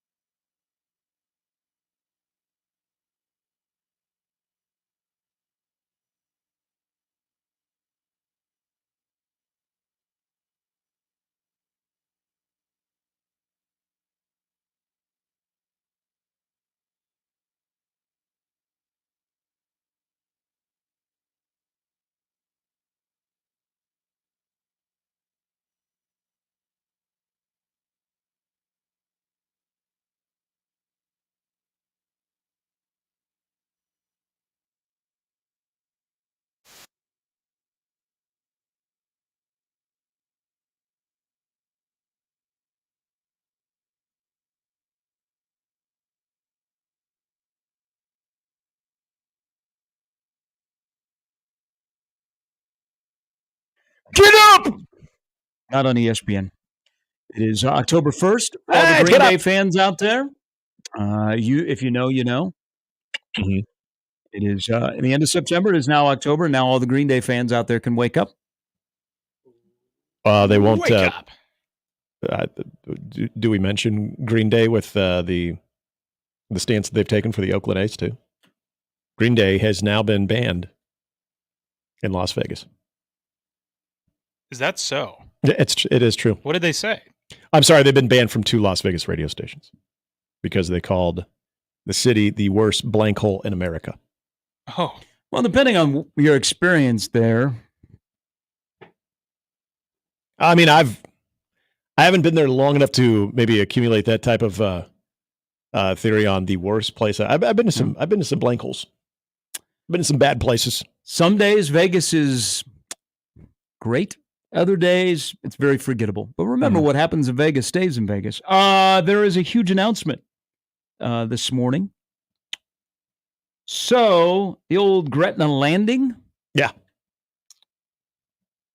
They are getting a training facility for volleyball. Oh. So the League One volleyball, which is the one that is not the Supernovas, Yeah. It is the other one that will include more Nebraska players, more current college players, more Olympians that will be competing this winter here in Omaha. They have officially announced plans that they are breaking ground on a training facility. 66,000 square foot center will be at Gretna Landing near 192nd and Highway 370. So for the LOVB clubs, it will be their facility to use. So they will train, they will be there, LOVB Omaha, which includes Jordan Larson. They will train alongside the premier Nebraska youth players. So welcome to a volleyball state. If you needed 66,000 square feet. That's big. Rather large. What they say when they talked about Big Ten Crossing was going to, building Gretna as the Disneyland for youth sports complex. Disneyland or World. I can't remember which one. I don't want to misquote, so I'm paraphrasing that part of it. But yes, it'd be one of the Disneys for youth sports in the area would be in Gretna. And this addition, obviously, having youth partnership. But I believe it's separate. Is this separate from it? I didn't know if the youth volleyball clubs would be a part of this too. 192nd and 370. Oh, okay. All right. Well, yes. I mean, I know it's not part of the Big Ten Crossing, but I think that was all the Big Ten Crossing. The conversation also got into some of the other structures that were going to be going up there too. So Big Ten going to make an announcement this week? I mean, what's going on there? Well, I figured they're waiting for Big Ten basketball media days, because that's when they would say, "Oh, hey, and by the way, welcome Nebraska." So this is big news in the world of volleyball and for Gretna. That is really, really cool, though. And we heard about that being a possibility, but then it seemed like, I don't know. I know it's separate. So it's separate from what was being rumored that John Cook and USA Volleyball was involved in. Okay. All right, so it's the league that is making a commitment to Omaha. Gotcha. Okay. Well, that is cool, though. That is very, very cool, because as we've heard, the League One volleyball, and you mentioned a lot more of the college players that we've seen just fresh off of their college careers, All-Americans that you're going to see there as well. Jordan Larson, as you mentioned too, is going to be on this team. It's significant from the overall competition standpoint too. And that's not to say from the Supernovas and what they have done that's like, oh, that's not good volleyball, because it is. I mean, and they did a great job. They've done a great job of engaging with the community when it comes to having the 2 professional volleyball programs, though, in the state. This is the one thing that I think a lot of us are real curious to see on. Can you divvy up the support, or will that support go from one group and then you can also have it over to the League One team as well? It remains to be seen. But when you have also a facility like that and a commitment like that, that you just announced right there, you officially announced it right there, that is going to be happening. The news of this going to be happening. There's definitely a lot of money going into it too. So it is going to be a cool product to see. I'm just curious on, will there be the same type of support on both sides of this? Because the Supernova part, I think we'd all agree, they've done a great job of marketing and engaging and putting themselves into the community. And that has been that part of it. And then winning the title last year too, that part of it has been a major success story, I think, here locally. John says into the Equitable Bank inbox, he says, Gary, apparently Green Day has never been to Newark. Texter Bernie. And he says, I've had days on the blackjack table where I thought Vegas was the worst blank hole in America. I just love the fact that you have Billy Joe Armstrong, who's making a stand for the Oakland baseball team, too. And he's directing this at John Fisher himself, too. I don't think he necessarily wanted to make this about Vegas and some of the fine people that are Vegas residents and employees of various businesses throughout Vegas. This is obviously a Oakland A type rant, but still a man taking a stand now knowing that he is going to be banned on a couple of radio stations in Las Vegas. Because when you call a city the biggest blank hole, there's usually going to be some pushback too. And like someone brought up Newark, I've never spent time in Newark. I've spent time in New Brunswick. It was fine, but I was only there for 2 days. Newark is better than it used to be. When they built the Prudential Center downtown where the Devils and Seton Hall play, it's okay. I mean, I like flying in Newark better than LaGuardia or Kennedy, but I don't know that I would, go for a weekend getaway in Newark. Yeah, it doesn't sound like a place I'd want to stay more than a weekend. So speaking of blank holes, Purdue football. Whoa. So there's an underlying thing about winning football games for Nebraska is they need to start beating teams that are going to eventually end up in a bowl game. Mm-hmm. So UTEP's got a better chance of going to the Mountain West than they do to a bowl game right now. Congrats. Colorado's going to go to a bowl game. Yep. And they're going to win me some money. 6-19. Northern Iowa, we're not counting them. Purdue is not going to a bowl game. I know traffic just stopped and there was a fender bender on Dodge because I made a proclamation. Purdue is not going to a bowl game. But Rutgers is going to go to a bowl game. Indiana's going to go to a bowl game. UCLA probably will not go to a bowl game. No. Will Wisconsin go to a bowl game? So Nebraska needs to start beating teams that eventually end up in a bowl and have a nice little number next to their name. That'd be nice. But here's the thing about Purdue. Nebraska may have wrecked Purdue.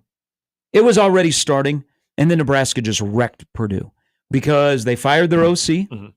They lost a major commitment, in-state wide receiver yesterday, and they have to live with this. There are 4 teams at the FBS level. This is from Travis Miller on Twitter. 4 teams at the FBS level that have not got an interception this year. Georgia Tech, Miami of Ohio, Western Michigan, and Purdue.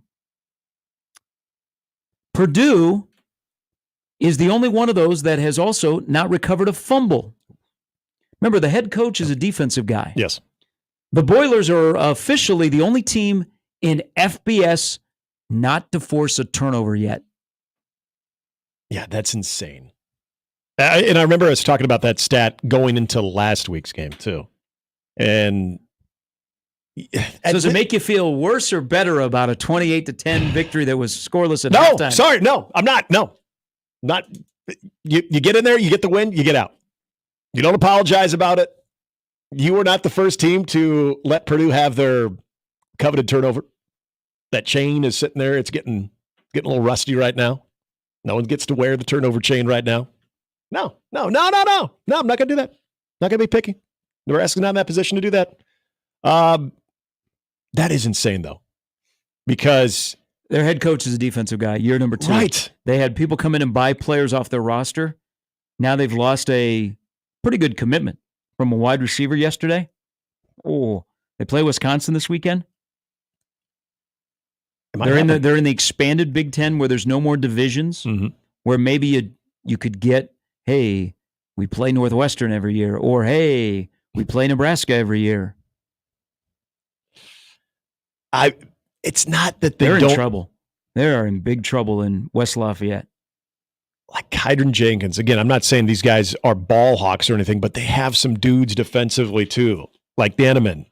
And yeah, he's regressed. Remember the game that he had last year and the season he had last year? He was the only guy balling out when they played here last year. Mm-hmm. Other than Hydron Jenkins. He was lost.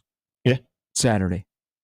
And maybe now that they have Nyland Green back, that, especially playing a corner, maybe that'll change their fortunes. But yeah, to what go, did he do? What did he do in the game against Nebraska? not very much. Okay. 4 tackles. That you would have this, like at some point, it's not even something that you did schematically as a defense or your impact as a defense, where a team just makes a mistake and you're the recipient. By this point of the season, that has happened. Look, you could be an offense that turns the ball over like crazy, but at some point, usually in the first couple of games, you're going to be gifted one. Like that is a mind-blowing stat. But you're right, too, of a defensive-led head coach and Ryan Walters. God, that is not a good look. That is just not a good look. Hey, a good or bad look yesterday. What do you guys make of the SEC and the Big Ten getting together? Another alliance? I know. Well, does this mean... Remember the Big Ten Network broke in and they did the alliance? God. Pac-12, what was ACC. What was your favorite memory of the Big Ten Kevin alliance? Warren being in the quad box. The alliance. But listening yesterday, so I'm for this because I can't stand FCS games. Mm-hmm. And I want more big-time matchups. Yep. I also, tell you, my interest in the other leagues, very minimal. I think my interest, if I was just a fan and not in the media where it's our job to know everything, or at least act like we know everything, is would I pay attention to Minnesota? Would I pay attention to Northwestern? Teams that Nebraska doesn't play? Probably not. Yeah. Am I going to pay attention to the ACC? Am I going to pay attention to the Big 12? Am I going to pay attention to the Tupac? Probably not. I'm paying attention to the SEC. So yesterday and more meetings scheduled, I think is a step towards we're having a breakaway. So like a school like Purdue or the Vanderbilts of the world, how are you feeling? Yeah. I will tell you who I'm very curious on is as we get closer to the SEC and the Big Ten moving into superpowers and giving us matchups like Nebraska, Alabama in the middle of October. Will that warm your cockles, Peter? I don't know. I don't want to gauge your cockles and what it takes to get them warm, but I would say Nebraska, yes. Alabama in the middle of October. Yes. But if I'm Notre Dame, where is your voice when it comes to the playoff? And are you going to wait too long? Because by 26, the AC or the SEC and the Big Ten want 4 automatic berths. Mm-hmm. So you're taking up 8 right there. You're basically saying, group of 5, you gone. But this is not only football, but I think this is going to be a movement in basketball. In basketball, I'd be very concerned if I'm a mid-major of the SEC and the Big Ten getting together and they want more and more in football. They're going to want more and more in basketball. But if I'm Notre Dame, are you going to wait too long and all of a sudden then you don't have a voice when it comes to the playoff? Yeah, and I think that they've always been that wild card in this whole thing as you look at what is being proposed. Now, the SEC, obviously, and it looks like if this is going to happen, that the SEC will also have 9 conference games and you're going to be on equal footing when it comes to that part of it. First and foremost, this would be amazing for college football from the standpoint of the recognizable brands, like you said. But the Notre Dame part of it, I mean, it's simple math, right? You start eliminating opportunities for you to get into the playoff. That everything that you do from a week in, week out standpoint, where, okay, sorry, that one loss, I mean, that can be the difference as opposed to, hey, you're with the Big Ten? Well, you can have a couple of losses that's there. That's why yesterday and this movement that continues is the reason why Texas and Oklahoma joined the SEC. Mm-hmm. Because the Big 12 have been left out of that thing. There are going to be more people that want to join the Big 10 and the SEC. Yeah. And, you bring up an interesting question, though, because when... Okay, for Crockpot Clint, maybe Nebraska, Alabama isn't the matchup we want right now, but I was talking about 2 major brands. He said, Point taken. He said, yeah, after seeing Alabama on Saturday, Nebraska, Alabama doesn't get my piss hot. Very good. I was just using brands. Yeah, we don't want to see that right now. Okay, yeah. All right. So, how about USC, Alabama? Well, TV ratings actually would be pretty good. Yeah, it doesn't warm your cockles, doesn't get your piss hot. I'd rather have my cockles warm than my piss hot. Yeah. If I'm being honest. Yeah. Yeah. I didn't know how to respond to that one. Actually, I enjoyed. I don't know what warms your cockles either. That was good. This part of the brands that aren't necessarily holding up their end of the bargain, though. That to me is an interesting conversation because it's always floated out there, and you bring it up. I've heard other people talk about it as well. Of if you look at the lower level programs of those conferences, but also the ones that don't have the brands. Like, look, you could have a crap record, but what do you have behind you? Do you have a following? Do you have an audience? Do you have a brand? Do you have the infrastructure that it looks like, okay, when all is said and done, you will be able to pull your weight? Okay, because I think a lot of people could look at Nebraska that way and say, yeah, but what have they done since they've been to the Big Ten that you would feel ultimately confident that their place is secure in what could be a new super conference branching off from everyone? Well, again, brand power, everything that they have with that, infrastructure there, what they have going on with their facilities, resources when it comes to NIL, all that stuff. That's a big player type of program, regardless of what their record has been leading up to it. Vanderbilt has a lot of wealthy donors, but when it comes to infrastructure there, how serious are they taking football? All of those things, it matters. I don't care about taking football seriously. TV ratings, where are they? Exactly. What type of following do you have? What type of audience do you have? All of those things, I think, are going to have a discussion, because you are going to want certain brands from the Big 12, from the ACC, that would say, hey, we want in. You're thinking Clemson doesn't want in on this? You're thinking teams like, maybe this is a poor example because I look at them more locally and I have a little Big 8 nostalgia, but Kansas State doesn't think, look, hey, we could be a part of that too because we've got a program that we're taking. All right, we got to do this. Houston Christian needs to get the hell off Nebraska's schedule next year. That's a garbage game. North Dakota needs to get off the schedule in 26. South Dakota State in 28. I don't like FCS games. USC, by the way, will never play an FCS opponent. I guess they have said that. But here's what I think the future schedules will look like at a place like Nebraska. You will have 9 conference games. You will play 1 crossover, maybe 2 crossovers, and then you will play 1 game from the group of 8. Mm-hmm. I imagine, though, that there will be an FCS component of this. So let me go back. I don't like FCS games. You're going to play, then you would play 11 Power 4 essential games, 9 conference games, 1 crossover, 1 from the group of 8, and then probably an FCS game. Yeah, because... So that would be your future schedule in this world if we had an alliance. And in my opinion. The problem with now having any type of alliance with the SEC and essentially assuring that out of 12 games, you're going to play between your conference and a non-conference game, you're going to play all of those being Power 4 games, or Power 2 in this case, if it's just the SEC and Big Ten, that it probably makes coaches want that more, want the FCS component more, because you're trying to give yourself at least some type of a break. And Matt Rule has talked about the topic before. Troy Dannon has talked about, ultimately, when it comes down to scheduling, they're going to do what's best for the football team, not necessarily for the fans. And I know that's the... Please don't knock away that Cincinnati game. I want to go to Lucas Oil to kick off next year. I think that's a good game. Please don't get rid of it. I want Tennessee to still be on the schedule as well. I think it'd be a lot of fun to go to Knoxville as well. But I think as those things become a reality where you know that, okay, you've got 11 games that are all between your conference opponents and the SEC in this scenario. All right, you got a 12th, you can do whatever the hell you want. Are fans going to be more accepting? Because you're not alone, Gary. I mean, there are a lot of people that don't want the FCS games. I want matchups. I don't want Northern Iowa. Okay, I get it that you were able to go with 7 of your friends for $30. Okay, that's great. Oh, it was a lousy environment, though. Boom.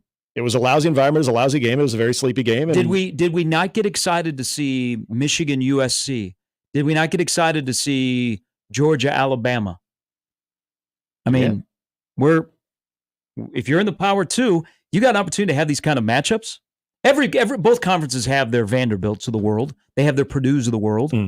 You hope that you get them on your schedule. But we pay good money. TV pays enormous money. They want matchups. They don't want Northern Iowa and Nebraska playing. No. Okay? Nebraska is an eyeballer. Mm-hmm. You put Nebraska on, and Nebraska could play themselves, and they'd have better ratings than playing Northern Iowa. But I think this is great for the college football fan, especially if you are fans of teams that are in both of these conferences. I'm ready for it. I'm ready for it. And it is the start of the breakaway that will lead us to the end of this decade when colleges and leagues and Power 2 and all that and Group of 4 and 5 and 6 and Sacramento State, we all look different. It's the start of it. And I think the fact that the SEC and the Big Ten, which Sankey didn't respect Kevin Warren, but he respects Tony Petitti, and they're talking to each other, should be scary for the rest of college football and scary for Notre Dame, but a bonus for the schools that are in this league that are about to take over the world if you didn't know it already. Why do they got to play an FCS team, though? That would be my question. Why would these teams have to play? I know you don't, but the idea that if you bolster the schedule from 11 out of the 12 games, why does that 12th one have to be an FCS opponent? Why can't it still be a Power 4 or between the two? Because I would like to think, though, if everybody is in agreement there, that you still have more flexibility where a 3-loss team is still going to be considered to be a pretty damn good team, considering that your schedule has absolutely zero outside Power 2 or Power 4 competition. That should mean something. That, in my opinion, a loss against, and again, the context of that loss would matter, a loss against an SEC team because you decided to put another SEC team on your schedule as opposed to a win against an FCS team should hold a lot more value, should hold more weight. So if you do lose that game, but you are competitive in doing so, that should knock you as opposed to rolling an FCS team. Here is Steve. Steve, thanks for the call. Welcome to the show. If the Big Ten and the SEC is going to take over college football, don't you think it's just a matter of time before there's a model that says, hey, if you aren't performing, you're going to get sent down to a different conference, and we're going to bring up somebody that's been winning for 5 or 6 years from another conference. Yeah, you're hearing, Steve. You're hearing that more. If you want eyes, you're going to have to go where there's some sort of trend of success. I totally agree. It's almost the relegation factor of that's what Steve was talking about, the European soccer model. Yep. And it does. It seems like, well, how can you do that based on, what if you're year to year a little bit more volatile with your win-loss record? And again, this is where I think a lot of those things will come into play when you think of the other things that impact it. And that is ultimately this is going to come down to what the networks want, the type of money that they're going to put into it. So if you are, say, a 500 program, but you have the audience, you're going to be fine. You're going to be fine. It's the ones that are either 500 or below, or every now and then giving you a 9-win team that have no audience, that have no real brand that people can get behind when making these types of decisions. But it's going to be the who's who. I mean, it's been trending that way for a while, as we've seen both the SEC and the Big Ten do what they've done in the last 2 years, but also kind of wait it out and all of a sudden being calm while everybody around them is reacting and trying to build up their conferences because they want a seat at the table. The Big Ten and the SEC are kind of sitting there being like, okay, yeah, we're good. We're fine. We like what we have. Big Ten likes what they have with USC, likes what they have with Oregon. Those were 2 major additions, Texas and Oklahoma to the SEC. All those things are important when you look at the aftermath of what the Big 12, the ACC have done, of essentially picking up some of the scraps that they can to try to add just more schools to their conference. To me, it's a reaction based on what the Big Ten and the SEC have done. No. Well, Martin tweets at me a good question, because there is the basketball component that possibly could be in play here that is already starting from Greg Sankey that we will dive into. But this was reported yesterday. There's going to be more meetings. Shouldn't be a surprise. But 8 of the 12, or do we expand to 16? Do 2 years at 12, get to 16 and 26?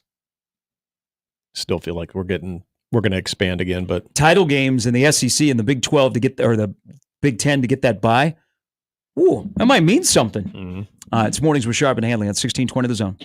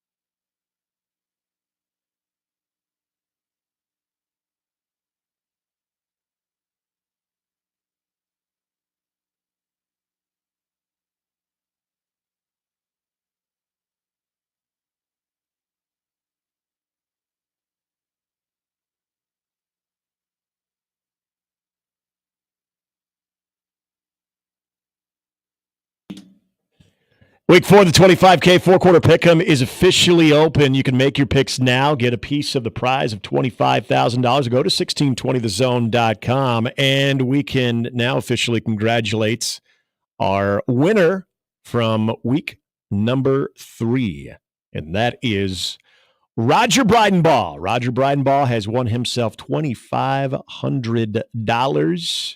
And so congratulations to Roger. Again, if you want to start getting in on the action, first and foremost, you want to be an email subscriber because you get the first crack at it. And why that's important to make your picks early, because if there is a tie, say a bunch of people have 8 or 9 or perfect 10 of 10, it's the one that gets the picks in the earliest that will be the tiebreaker. So congratulations to Roger Breidenball, who won $2,500. What is it? Nick and Connor are in first. Yeah, Connor has now caught Grimm, so it is 22-7. 22-7. Josh Peterson 21-8. What's our show? The three of us. I know I'm in last. You and Jimmy are tied for the bottom at 16-13. Coward not here today. Then comes myself and Oddson at 18-11. Bishop's one better than us at 19-10. Josh Peterson, 21-8. It's a marathon, not a sprint. It is. Speaking of that, watching highlights of the Lions-Seahawks game, which was rather entertaining last night, I've come to a conclusion. I think being fast must be fun.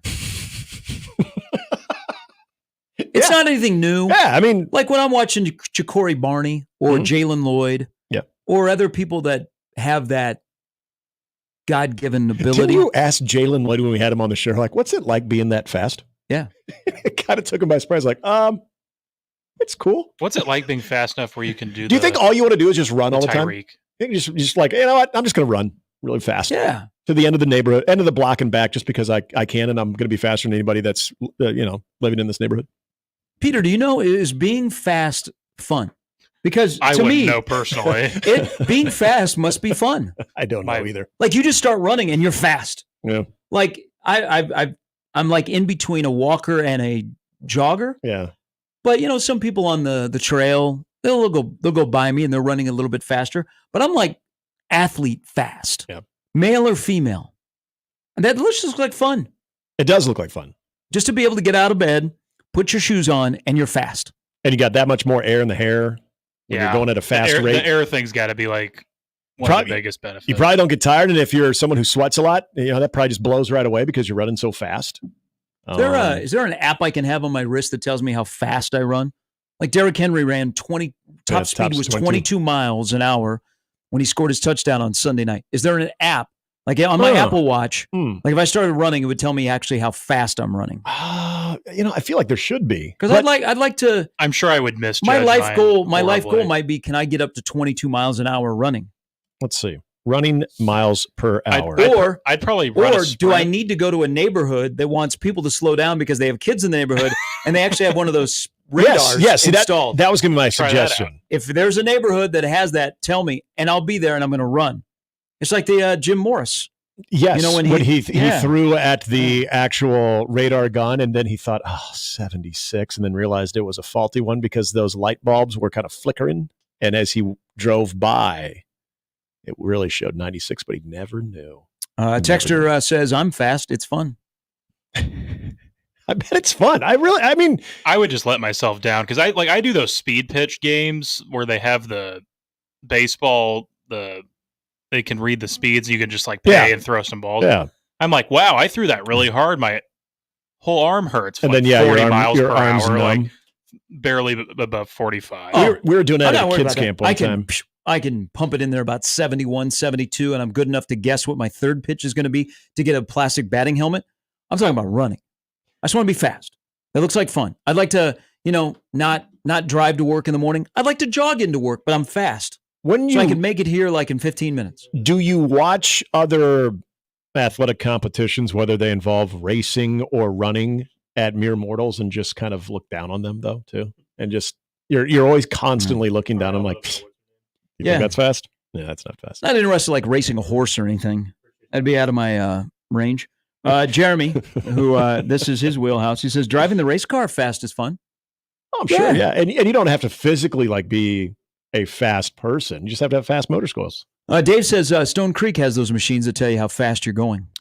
Caller just said Shields has radar guns. So if you want to just go run around get Shields, a group together and just tag each other, like how fast was I?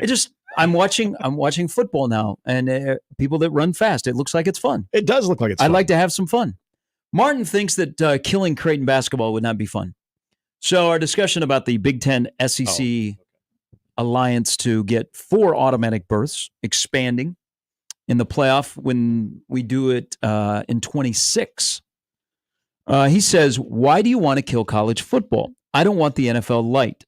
Unfortunately, Martin, the NFL light is here. It is. Why does the radio home of Creighton basketball want to kill Creighton basketball? I don't think we advocate for that. Did I kill Creighton basketball? In fact, you're wearing light blue today. I feel like you're pro Jays today. Was I not pro let's get a deal for Kalkbrenner? You were, yeah. He's saving Creighton basketball. Why is he behind a list on Hunter Dickinson, by the way? The Big East is a premier basketball conference. The merger would destroy it all. Careful what you wish for. So let's shift over to basketball because it is widely known that Greg Sankey wants the NCAA tournament to expand. Mm-hmm. 76 appears the number that's being floated out there. And he has advocated for expanding so that as conferences expand, they get more opportunities to be in the tournament. Yep. Now, I would like to remind him that at one point the SEC was 0-3, and Kentucky was beaten by Horizon League champ Oakland last year in the NCAA tournament, but apparently that's not part of the conversation. So I think in basketball, the Big East of the world, which definitely hold their own, but don't have football and don't have the monster TV contract, but Jesus, they have some banners up in buildings in Philadelphia and Storrs, Connecticut that Big Ten doesn't have. Yep. They would be okay. It's going to be a struggle, but they would be okay. They wouldn't lose bids. It's the smaller leagues thinking, man, could the Summit League ever be a 2-bid league? Right. No. Very appropriate today. It would be the SEC would get that garbage 17 and 15 team in, or Nebraska at 17 and 15 or 18 and 17 would get into the tournament. Yeah. So I think that in this scenario, the Big East, because of their history, would still have. They wouldn't be at the big boy table because I think that's just a date. Yeah. It's like speed dating.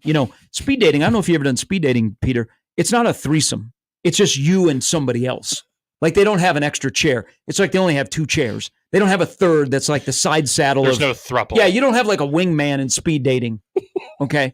So you'd still have the big boy table, but the Big East would be right there. It's like for Thanksgiving. Like when I would go to my grandma's house, they got to add the extra chairs. They'd have the big table, and then they'd have the card table, and then they'd have the kids table, and you got to see where you would fit in the will. Yeah, because the kids table was what table you were at. The kids table was detached from the extension of the card table onto the regular table. Yeah, so Martin, the Big East would be okay. It's the Omahas in the Summit League that you ain't getting 2 teams in, even though you have a really good team that gets knocked out by Omaha in the conference championship game. The Mo Valleys, the Horizons, all of them. And there's, I'll take it a step further because people have brought this up before when it comes to the SEC and the Big Ten shaking hands and doing more than just football. God, Sankey hated Kevin Warren. God, he did not hide that. I mean, I wasn't a big Kevin Warren fan. Greg Sankey told me once. He said there was a time during the COVID thing where text to Kevin Warren went unread. He just assumed it was someone who wanted him to do a press conference about what the hell they were doing. I'm sure he blocked everyone. He blocked everyone. But it's a great step that the 2 superpowers of college athletics are together. Well, and I think that was the one area that when Tony Petitti got that job, that you knew he was always very forward thinking, much like Greg Sankey is too. But this whole idea of the SEC Big Ten going even beyond football to where they would create their own thing, branch away. This is where I also look at if you are a basketball diehard, it would be weird. And I'm not trying to advocate that. Hey, you have 2 tournaments too. There'd be an SEC and a Big Ten. We had that once. It's called the NIT. Right. Can we all agree though, if you are under the NCAA umbrella, that if there's one thing they do well, it is the NCAA tournament. and that would, if you are not part of the super conference that would be the Big Ten and the SEC, and however they would be a participant of their own postseason tournament, maybe it'd be very NBA playoff-esque, I don't know, that you would have still a pretty good product with some recognizable brands that would be under the NCAA tournament banner. Let's just talk football. Breakaway in football. That's okay. Breakaway in football. But let the NCAA still have basketball. I agree. And the other Olympic sports. But I agree. Football they do that well. Football should be a standalone. Let it be the cash cow. Let them do whatever Yes, they want it's to do. gotten too big. Let them. They're already running their own championship. Let them do that. Let the NCAA have basketball, all the other Olympic sports. Right. Because they do that well. And then I think that would be a fair compromise. They do that well. We could live in that world. Absolutely. The College World Series, I mean, that directly impacts us here every June in Omaha of what they do well. They put on good championship products.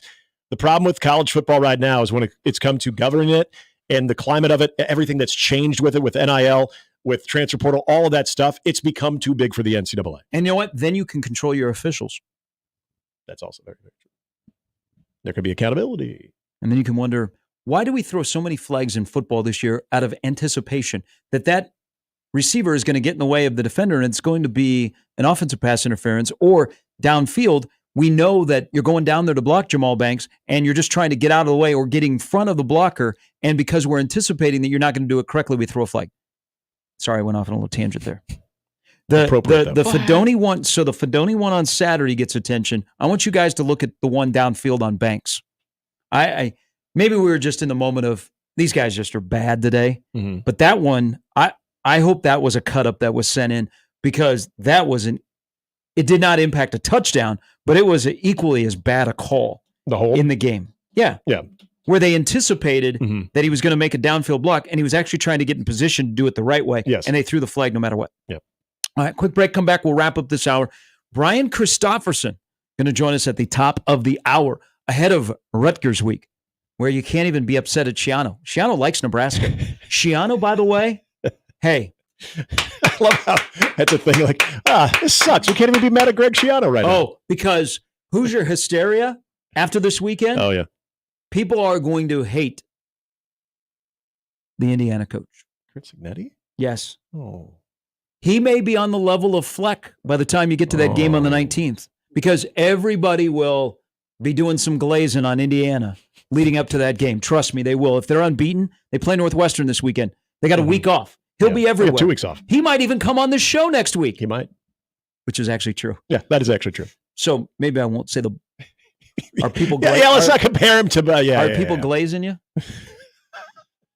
Not that there's anything wrong with that. No. If you know what it means, you take that as a compliment. Look what it's done for Dion. All right, BC. BC's going to join us after 9. Andy Kendi will stop by as well. Mornings with Sharp and Handley. Peter in for Jimmy today on 1620 The Zone.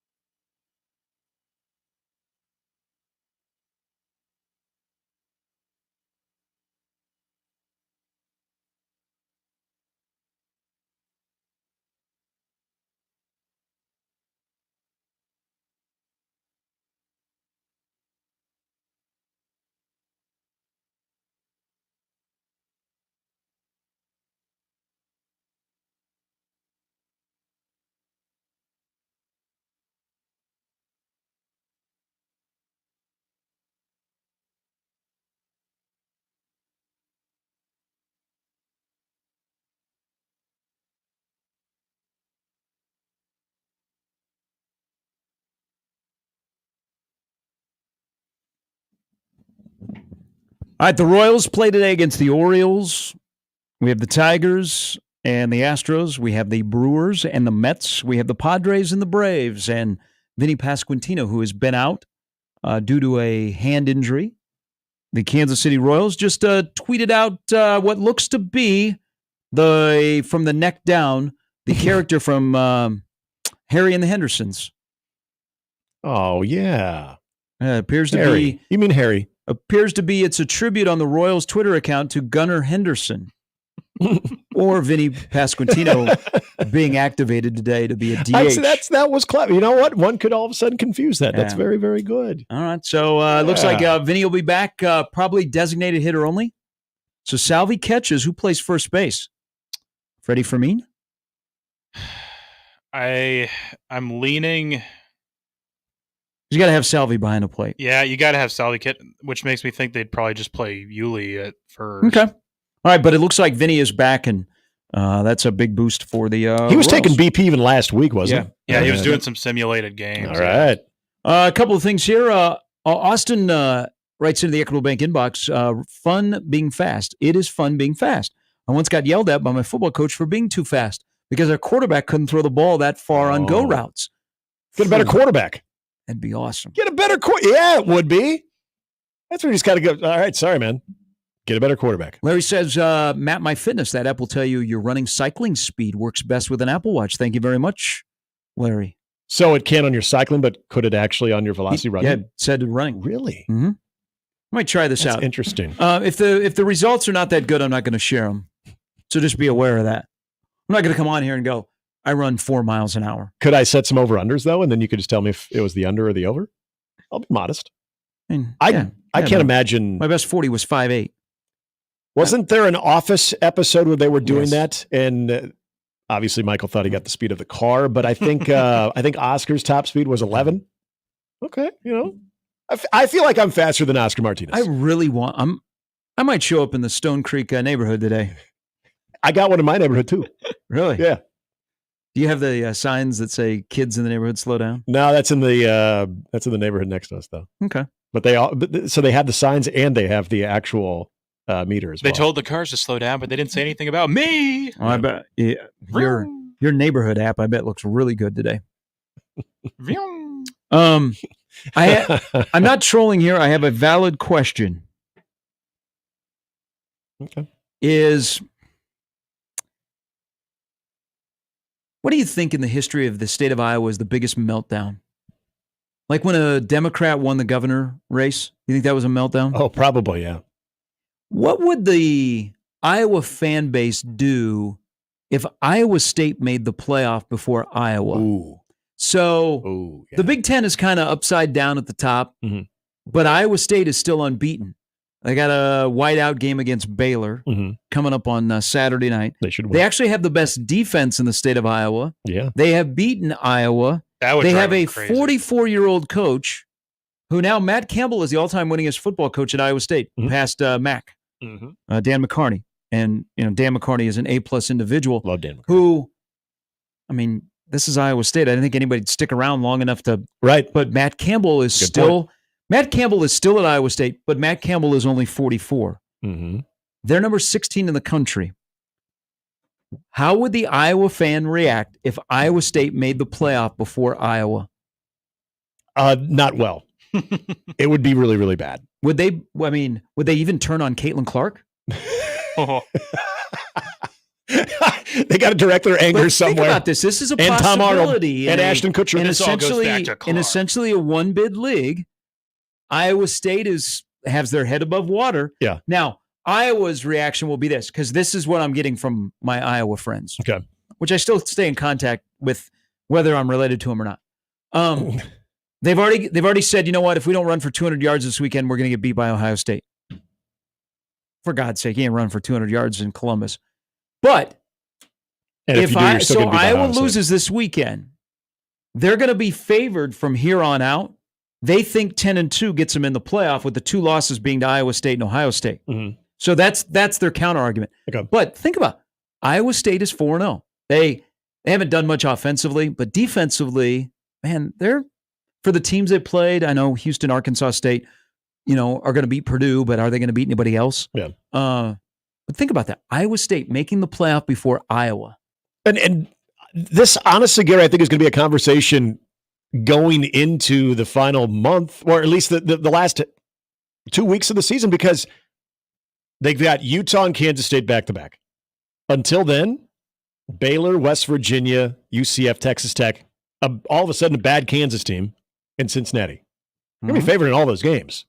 So even the fact that it will be discussed going into that Utah, if I was able to avoid any type of slip-up against a team that they're going to be favored against, which, again, I know there's still a long way to go. Injuries happen as well. But this is going to make people in Iowa, especially in the black and gold, very, very uncomfortable, because this will be part of the conversation leading into that November 23rd game against Utah. Now, it would be interesting if both schools were in the playoff. Now, that would be kind of fun. Well, yeah. Now you're talking about something entirely different.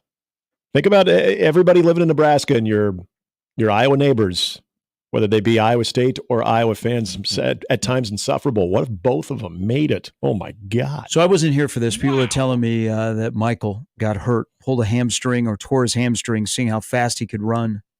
One of those neighborhood speed signs. Severe did? Yeah. Well, yeah, I would hope, though, that you would loosen up because you'd want to get the best speed you possibly can. You're not just going to go in there, get out of a car, and just like, all right, here I go. 3, 2, 1. I'll get a massage before I do this. Yeah. Take care of everything. No soft tissue injuries. Brian Christopherson is coming up next, and you've done it, Husker fans. Sellout number 401 will occur on Saturday. Sellout 402 will occur on November 2nd. Sellout 403 will occur on November 16th. The rest of the season is sold out at Memorial Stadium. All right. Thank you, Matt Rule. Streak continues. Thank you, Dylan Raiola. Mm-hmm. Thank you, Light Shows. Mm-hmm. Thank you, Balloons, being back this weekend. Oh, is that? I didn't know that was public. Balloons are back this weekend. Sorry. I think that's public. Got to have that. Well, yes, there was the emoji. Big game. Yeah. Big game balloons. But the rest of the season is sold out. That's quite of an accomplishment for UCLA to sell out a game at Nebraska. Will they not have the balloons for UCLA? I don't know. Well, let's just do one balloon at a time. We'll do BC next on 1620 The Zone.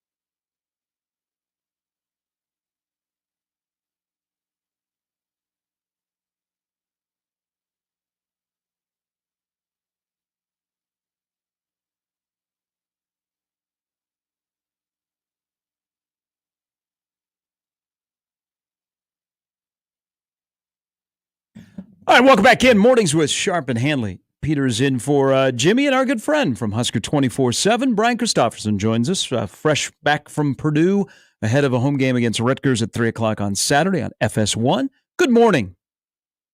Good morning. How you doing? Good. How was the trip to West Lafayette for you and the fellas? It was me and Bruns, and we had a delightful time, actually. Delightful? Crown Point, delightful. Crown Point, Indiana, we stayed. It was about an hour away. Okay. Little Pleasantville town. It was such a surprise. Main Street was beautiful. I guess John Dillinger escaped from there long ago, so that's kind of a black eye on the community still. But I think they've gotten over it. They're still wearing that one? I think they're over it. Okay, good. Part, but yeah, that was something I learned later when I was like researching. Oh. So yeah, I didn't hear like people talking about it on Main Street. I thought maybe people were extra. I can't believe we let them get out. Well, Brian, this is going to be an awful comparison. The first time I was ever in State College, my theory was because they were super friendly that I thought, they know we're from Nebraska, and they think, if this is your first time visiting, that you just think of the Sandusky scandal, and so they're going to be overly nice, thinking, hey, that doesn't reflect us. I'm wondering if you were experiencing the same thing, that they were overly friendly because of that whole John Dillinger thing. Yeah, I don't know, but I'll tell you what, if you're ever going to West Lafayette, I shouldn't even say this because it's like a hidden gem. Brunson and I feel like we found something. I mean, it just had a lot of different options for food and nice little places to watch the game, and it was just a lot of different people. It was good. So yeah, I can't complain about the trip. And I know there's always something in the gnash teeth about after a Husker game, but I've through my years of covering it now, feels like 75% of the games we've driven to have been a long car ride back after a loss. So you kind of learn to be like, hey, take the W, you know what I mean? So there's a little bit of that when you go on the road and you make that trip and you're coming back and you at least know they got a win in pocket. So the month of October starts with a unbeaten Rutgers. Middle could be an unbeaten Indiana and ranked. And then, of course, the top team in the Big Ten at the end of the month on the road. 2 of the 3 are on the road. There also is the first bye week that comes right smack dab in the middle of the season. So 5 games in, 4-1 overall, 1-1 in the league. Home loss, road win, now those 3 in front. Before we dive into Rutgers, evaluate for me, your opinion, Nebraska's start to this season through 5 games.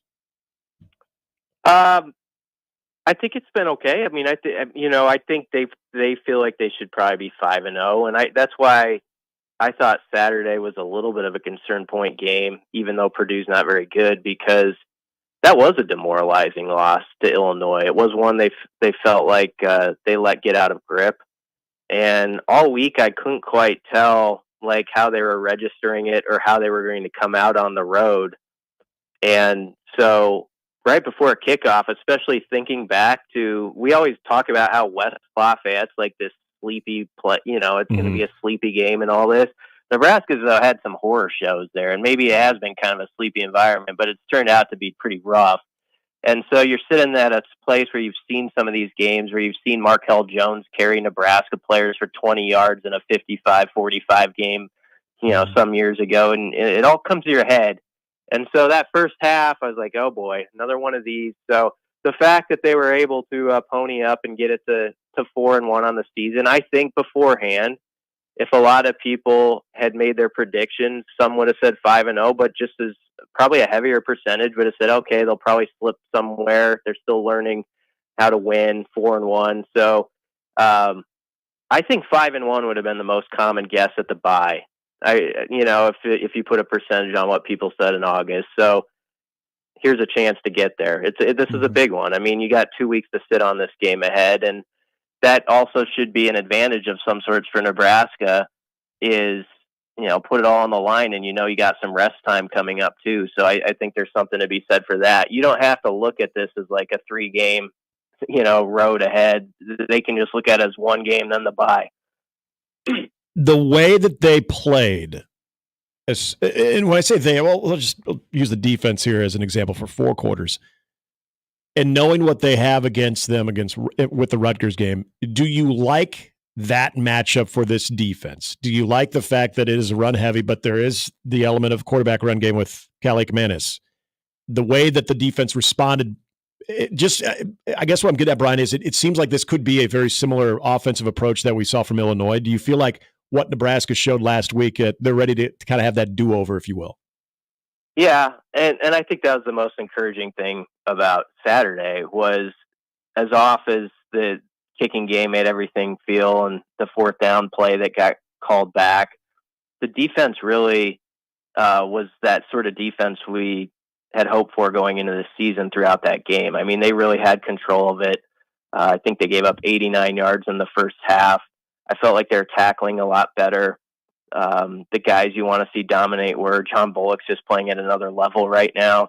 And so very encouraging performance because, I mean, last week, I wouldn't say there was hand-wringing about it, but there was definite concerns about, okay, where do we place this defense? Everyone was talking top 10 for the last 8 months, and they kind of had a rough go of it against Illinois. So it was a strong response by them, but this is a tougher challenge. Rutgers has a really good running back that's he's going to put your pads into you. He's averaging 6.1 per carry.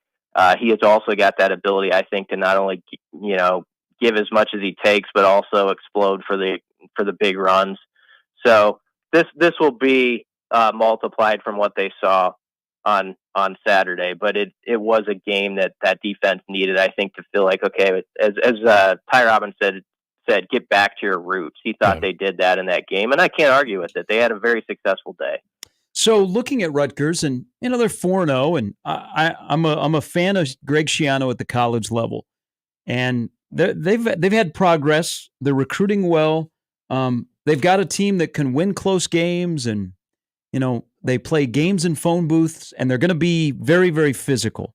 So as you look at when they come in here on Saturday and they bring maybe the best running back in the league, if you were Nebraska and BC, you could either take a player or something they do well off their roster and add it to what you do at Nebraska, what would be the first thing you'd take?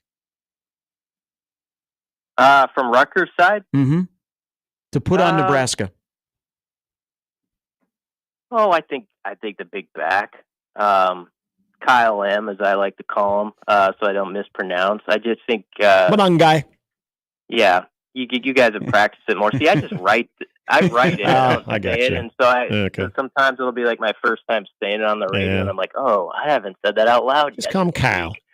So I'll let you do that. But Kyle M, he is one of the best backs in the league, I think, and I think Nebraska, has backs that they trust too. But I'd take a guy like that. He's the first guy that kind of jumps out to me. But they've got some dudes on that D line that are going to really challenge Nebraska, and young Gunner and some of those guys as well. This is just going to be one of those physical, like, you want to be in the Big Ten, here it is for you, and so Nebraska's got to just keep stepping up to that, really embrace that sort of challenge. But it is going to come down to, can you tackle that back where a 2-yard run is a 2 or 3 yard run and it's not a 6-yard run? Because if it becomes a deal where Rutgers is turning what should be 2nd and 8 to 2nd and 5 and then 3rd and 1, they can control the ball for 34 to 35 minutes, and you're in one of those games with limited possessions, and who knows then. So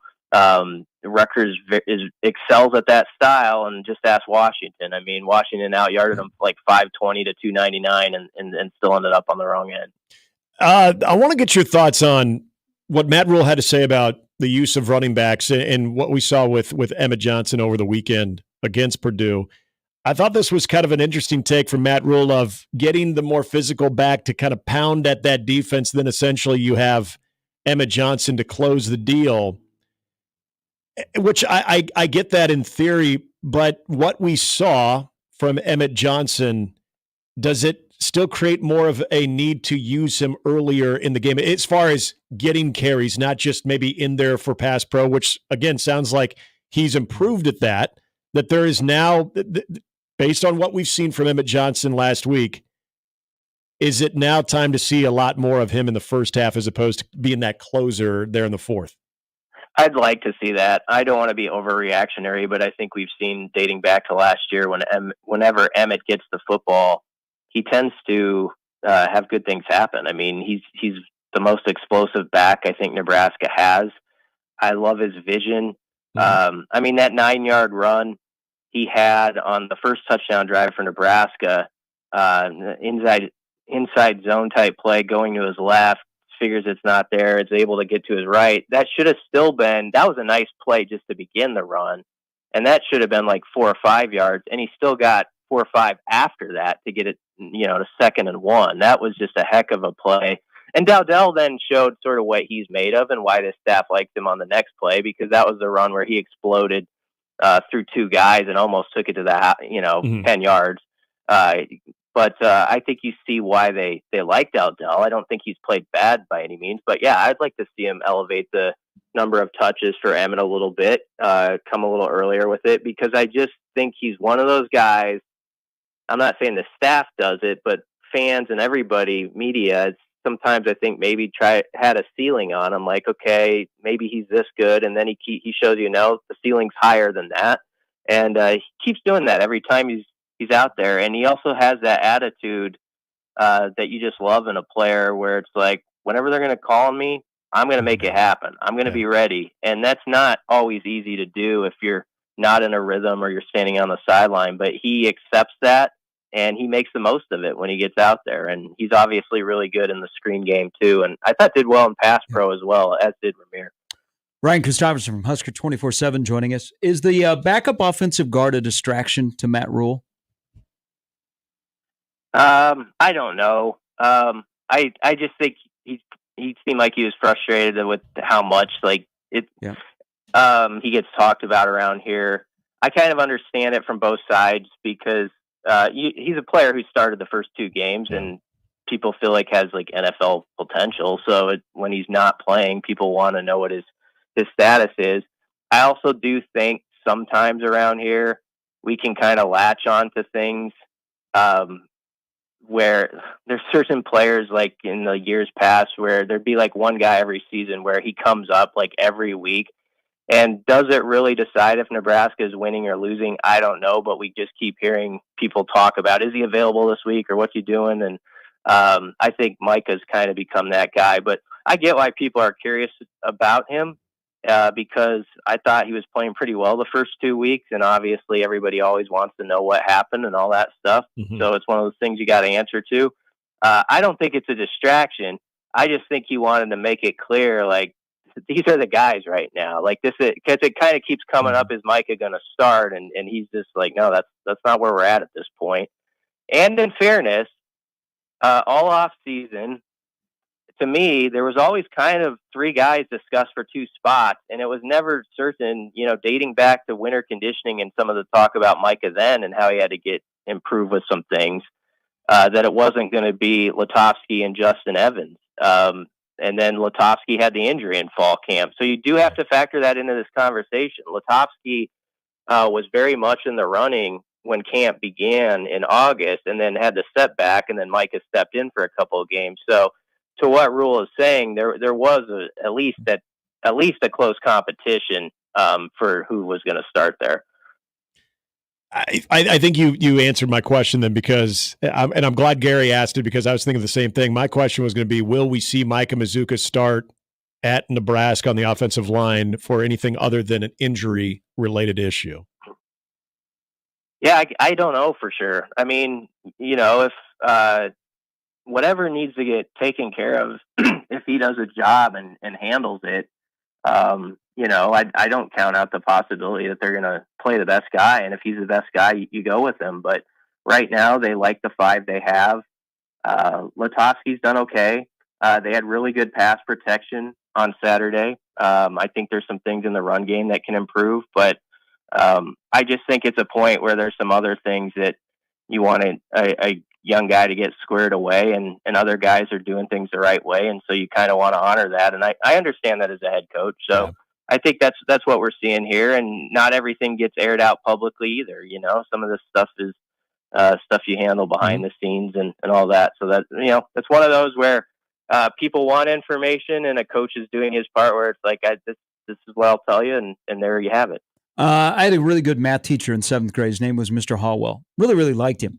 And I was good at math. I was great at the flashcards and around the world. I dominated. Around the world. Good for you. That was tough, man. Yeah. That pressure got to me. But he taught me, and I still to this day believe it. I never like second guess this. He told me 7 is better than 3. And I look at Washington, which had chances to get 7, and then they didn't even get 3. And you know what Nebraska's kicking issues is.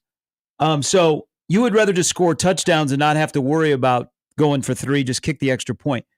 If we get into a scenario on Saturday where Nebraska is in field goal range, and maybe we don't even know what field goal range is right now, where they're comfortable with, do you think early in the game they're more likely to take a crack at a field goal than later in the game?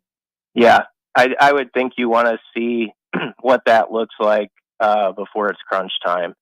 So you can live with, you don't want it, but you could live with a mishap on like a 35-yarder early in the second quarter. If it's the same as the Illinois game and it's 4th and 3 and you don't feel good about it, or you haven't done it all game, I'm inclined to, if you feel like, okay, I have like a 50% chance of making this kick, if that, and I also have a 50% chance of picking up a 4th and 4 with the player I think is the most talented on my roster with Dylan Raiola, I think you kind of have to look at the game through that lens right now. And that's a tough way to be. It stinks because you want to play like textbook football, like, okay, this is a 38-yarder, trust your guy, and your snappers, guys, I should say. But, I mean, the proof has been out there so far. So they're going to have to show in a game setting that they can do it, as Rule said yesterday, like they're doing it in practice. Yeah. So I think that's a good question, though. I think there is different points where maybe early in the game you see, okay, what can you show me, guys? And they get that crack at it. And if it doesn't go well, you know, that might be it. You know, it might be if it's 4th and 6 or less, you're going for it all game. It's a tricky spot to be in. And that's why I do get why there was angst leaving West Lafayette, because this is a savvy fan base and they know there's going to be 2 or 3 games where you can't get away with what happened Saturday. Now, BC, as always, thank you. Appreciate it. Well, I look forward to seeing you on Saturday. Yep, and I'll read up on some more John Dillinger facts. Thanks. Yeah. Be prepared for that. Could you tweet them out daily between now and Rutgers? Yeah, that'd be kind of a good nice new feature. So I think so too. Nice yeah. idea. Thanks, guys. Thanks, BC. It's Brian Christopherson from Husker 24/7. Man, you brought this question up last week, and I was a lot more definitive on go for it on 4th down, because remember we gave the inside the 30 yardage. I've completely changed based on what I've seen and the fact that they missed them. Because, okay, if you look at where they were on the field and you had the straight up missed field goal, which was almost the exact area you asked the question about, and they're at the 24. So clearly you and Matt Rule are on the same page right there. You kick the field goal early, you get the young man a little confidence there. Then you have the other 2 that are blocked. So the spot of the field that it was on the following 2 is the 26 and the 14. Now you're at that point where you cannot abandon at least the ability to kick it through the uprights. That now if you ask me that same question, and I'll just ask it for myself and answer it, I'll act like I'm smart. If there is a 4th down and 3 at the 28-yard line on Saturday, and it's late first quarter, early second, 100% you're going for it. Because that has to be something that if what Matt Rule said yesterday, and this is why I completely changed my outlook, because you know me, I've been saying I trust 15 to have the football in his hands more so than I do with the kicking function from snapper to hold to kick, the whole system there. But at this point now, what Matt Rule talked about, how this is happening, and he was emphatic about this is happening in practice, of they're making it. Everybody knows what they're doing. It's something about that growth of going from a team that's learning how to win to a team that's learning how to play championship football, of guys that aren't doing things in practice. That needs to be cleaned up. This is one of those games that I'm more concerned about if you miss a field goal on the road like you would have been at Purdue, that all of a sudden momentum just takes off for Purdue and they feel like they got to stop even though you're driving. This is where I think you still have the luxury of being at home, that you can still take some of that momentum that you could potentially lose on a missed field goal. I know there could be some boos out there, and I almost expect that if they were to miss, but now I think it's imperative that at least in the first half, if you get those opportunities of 30 yards and in, you've got to kick. And at least Get something to say you can do that. If you miss the first one, okay, scrap it. That's fine. Not today, but you've got to now. You cannot abandon that part of it. You can't. Well, factor in that Rutgers is pretty good with red zone defense. Mm-hmm. And Nebraska is still trying to figure out when they get into the red zone what to do, what their identity is. Yep. That's why they pay Matt Rule the big bucks. Gosh. I mean, it could be something as simple, Gary, as a 25-yarder that everyone's when's the last time that we were so, other than when Cam Jurgens had his issue snapping the football, but when have we ever even looked at a snap and a field goal this PAT? way. This is how Nebraska football has changed. When the quarterback drops back to pass, you don't get an anxious feeling. Right. You're like, all right, here we go. Yeah, what's going to happen? When the field goal kicker swings his leg, Yep. you get anxious. Yes. We flipped the script there. Mm-hmm. All right, AK, Andy Kennedy from KATV will join us before the hour is over on Mornings with Sharp and Handley on 1620 The Zone.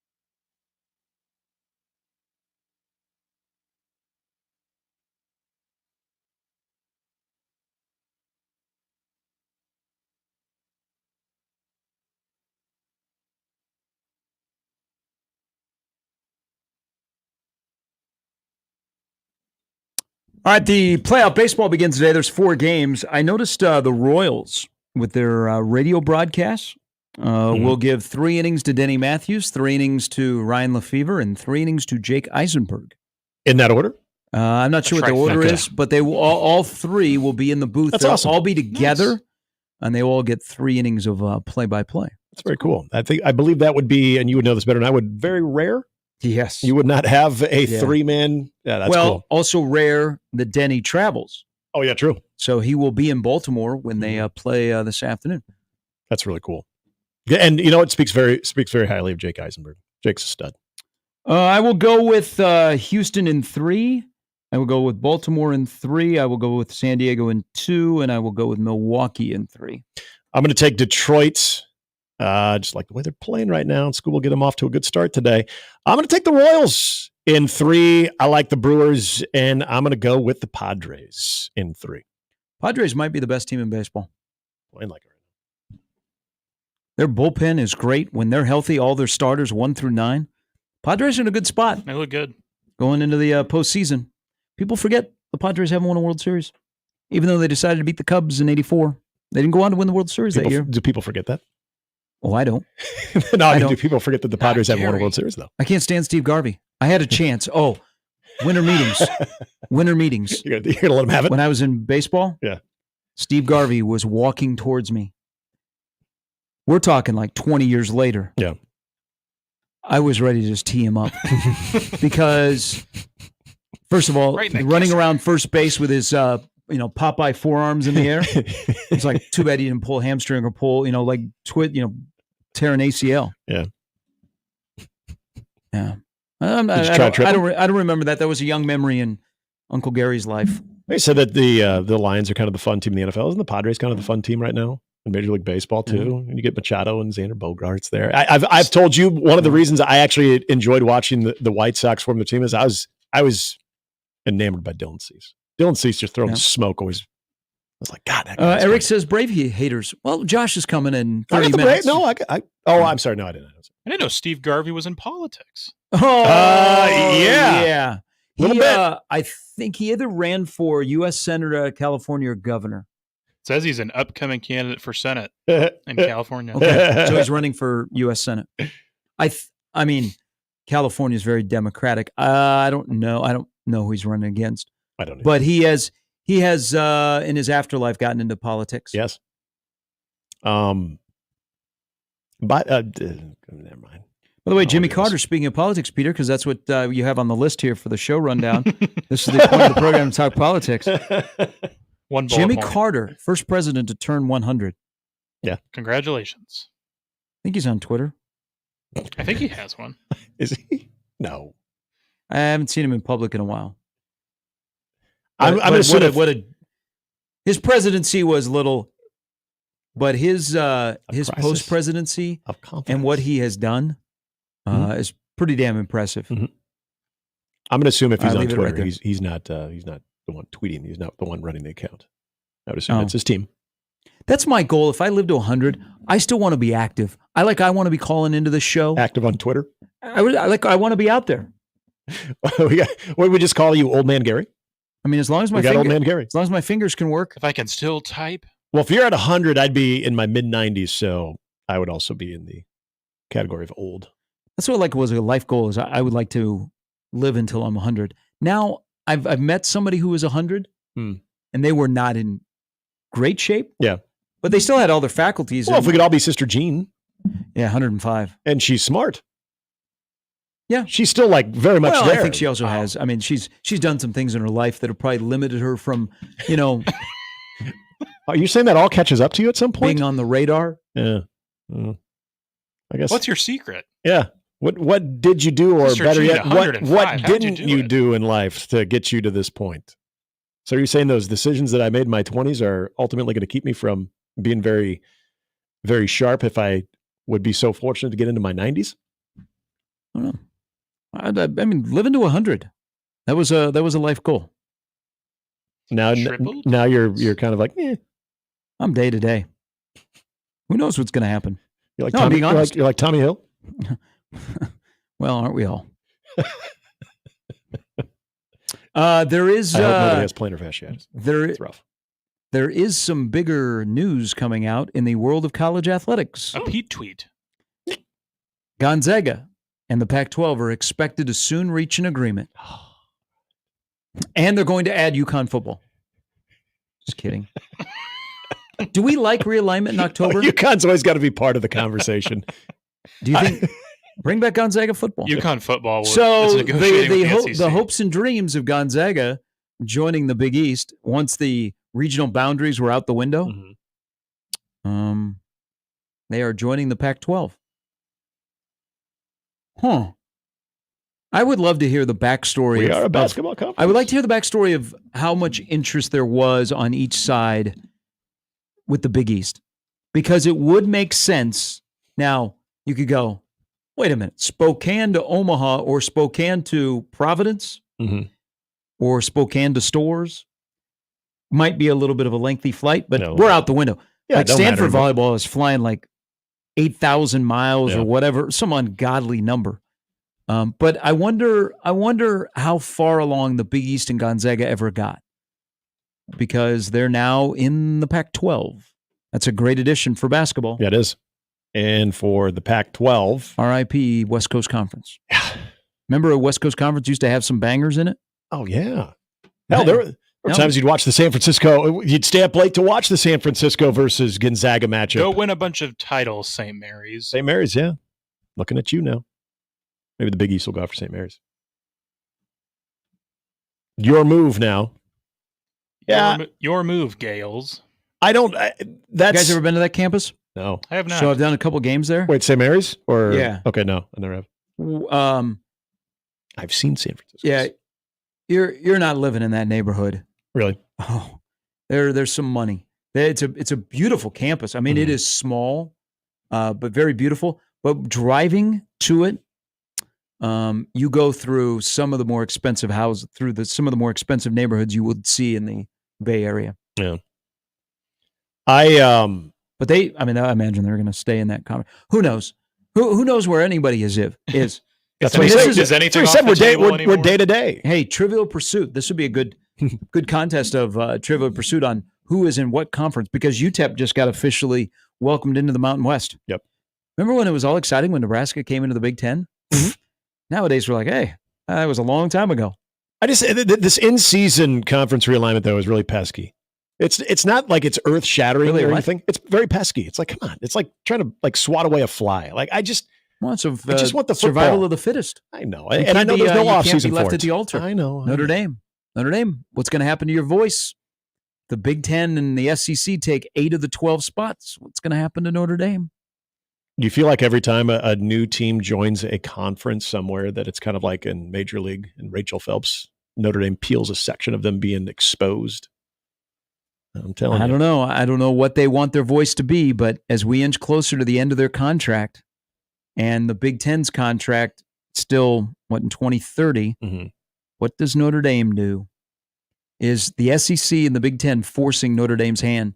Because at some point, the Big Ten may say, we don't need Notre Dame. We don't need our schools to be playing Notre Dame. Yep. Especially with some of that news yesterday. But this is also where, as it looks like it will eventually get to a 16-team playoff, which I think for Notre Dame from that standpoint is good because the more spots there. But isn't the Big Ten and the SEC just going to say, okay, the more spots there, the more of our schools get in? Look at the way we're scheduling. Well, remember, when you're not in a conference, I mean, you're very, very limited. You're not getting a conference championship. Yep. You got to be an at-large. Right. Andy Kendi will join us next. He's got a Pete Rose story that we'll ask him to share when he stops by, coming up after the break on 1620 The Zone.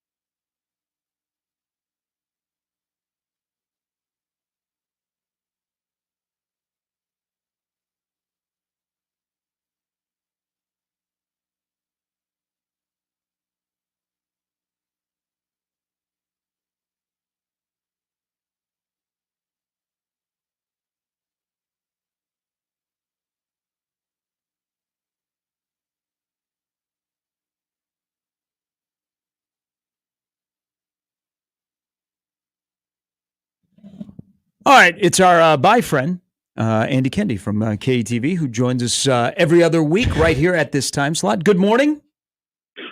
Morning, boys. How you doing? It's a fall day out there. Oh, my goodness. Hoodie? You got a hoodie? Oh, yeah. Hoodie and shorts? Yeah. Banger. Oh, my goodness. But did you... Matt Rules type of day. Hoodie and shorts. Yeah. Yeah, that is his go-to. But when we get to Saturday, some of us might be shirtless because it's going to be 92 at kickoff. Not all of us. Thankfully, as a public service, I keep my shirt on. But, yeah, it might be a polo day. You know, normally when we get to Big Ten season, we kind of morph into sport coat or Three-quarter zip. Yep. Yeah, there hasn't been a quarter zip yet. So, yeah, it's been a polo type of season so far. Hey, you and your brother, and you're a baseball family. You love the sport. Tell me the story about when you started Little League, you wanted to wear 14 for Pete Rose. Well, it was funny because there was only certain numbers that would fit my large frame, if you know where I'm going. So, and those were usually the higher numbers. So I had a choice between 14 and 15, I believe, on my first year on the Blues back in Arlington Heights, Illinois. And I picked 14 for Pete Rose. He was a guy, you know, it's just one of those dudes that you grew up with, and he was larger than life. And obviously he's got a complex post-playing career history. But he was one of my guys, you know. He was one of the guys that you watched all the time. You got a kick out of the way he played. He kind of did what he did. I remember trying to bounce the ball off the playing surface like he used to do in Philadelphia when he was playing on that terrible turf at Veterans Stadium. So yeah, to see him pass, that was kind of a gut punch. But you know, yeah, I kind of have to negotiate those earlier feelings of my childhood to when I would see him in my later years, the last, 10 years, when my, frequent visits to Las Vegas, and then to see him hawking his autograph in a strip mall that was connected between Mandalay Bay and the Luxor. That was kind of sad to see, you know. He was, and then he would every once in a while sneak into the Mandalay sports book with his security guard. And, you know, that kind of tells you the story about Pete Rose as kind of a complex human being, but man, he was one of the best when he was playing the game. And I don't know what they do in terms of the Hall of Fame, you know, if it's purely on playing, and he deserves to be in, but I understand the other side of it for sure. You brought up something though that I think as kids we relate to when it looks like they're playing the game with the I would say just the overall, the boyish joy of it, the kid joy of it, because I brought up another guy earlier that ironically he said that he tried to mimic his game off Pete Rose and was also not a good dude off the field, and that was Lenny Dykstra. And so, you think about it though, it's infectious to see guys that are hustling, that are diving, that are getting dirty. I mean, it's everything you want to do as a Little League baseball player, because none of that really requires talent. It's just hustling. And you always had coaches saying it doesn't require talent to hustle and to do those extra things. I always feel like every conversation they had about those guys from our parents, or if they were talking about, he ain't a good dude though, we didn't care about that growing up. No, you didn't. You didn't start caring about it until maybe you get into young adulthood and you start seeing the other side of things. Yes. But man, as a kid, you like the guy who had his jersey dirty and his uniform dirty. I mean, you would compete to see who would come back after the game with the most dirt on their uniforms, you know? And that's the thing, and here's the other, you guys have been through it. Sometimes it's better off not meeting your childhood heroes, if you know what I'm going. Yep. And that's why, kind of turning a page, not related to one another, but kind of in the same realm of looking up to your heroes. Think about the young Husker fans who are finally getting into the sport at this stage of their lives, these younger kids whose parents have been waiting for years to see this program give them hope. And now you got a quarterback who brings them hope every week that you're going to be in most games, if not every game, because you got 15 taking snaps. I think that's going to kind of resonate to these young kids too. Like, they're going to want to grow up, this new generation. This, who knows? It's only been, I don't want to put the cart ahead of the horse, but I mean, it's been 5 games. But if this trend continues, there's going to be a lot of people begging to wear number 15 on their youth football team and wanting to sling the ball around the yard. And that's a cool part of sports. It's generational, and you can see guys turning into heroes and role models, so to speak, at certain points of their career. And I think Dylan has a real chance here to be one of the lifers. Hey, what was the vibe? You being in West Lafayette in the post game with the main table. The head coach got to stop beating on the table when he's talking these days.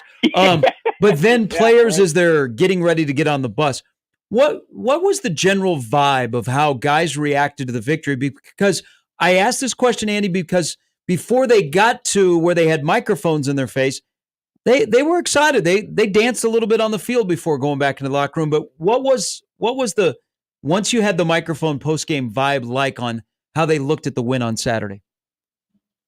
Coach Rule, I thought he was a little bit defiant, almost like I'm going to stick up for my guys. I'm going to fight for Nebraska. You know, he said that in terms of the penalty aspect of things. I thought the general vibe was that they realized they didn't play well in the first half. Not terrible, but obviously not the way that they are supposed to be playing in their mind. And then I think they felt like they cleared a hurdle. Like, we regrouped at half. We knew we could get this done, and and this is me talking for them, that we went out in the second half and did what we were supposed to do. And when they do that, they're gonna win ball games. And against a team, Purdue's not going to be compared to any world beaters, of course, but they did what they were supposed to do. They scored 4 touchdowns in the second half, and even this is after Purdue takes the opening kick. That's the other thing that you have to remember. Like, it was a garbage first half for Nebraska, no question. And, riddled with special teams, they miscues. And then you go out and you kick the ball, and Purdue goes down the field and scores. And you're like, huh. But, in the sense I got it in the press box, it was just like, you know what?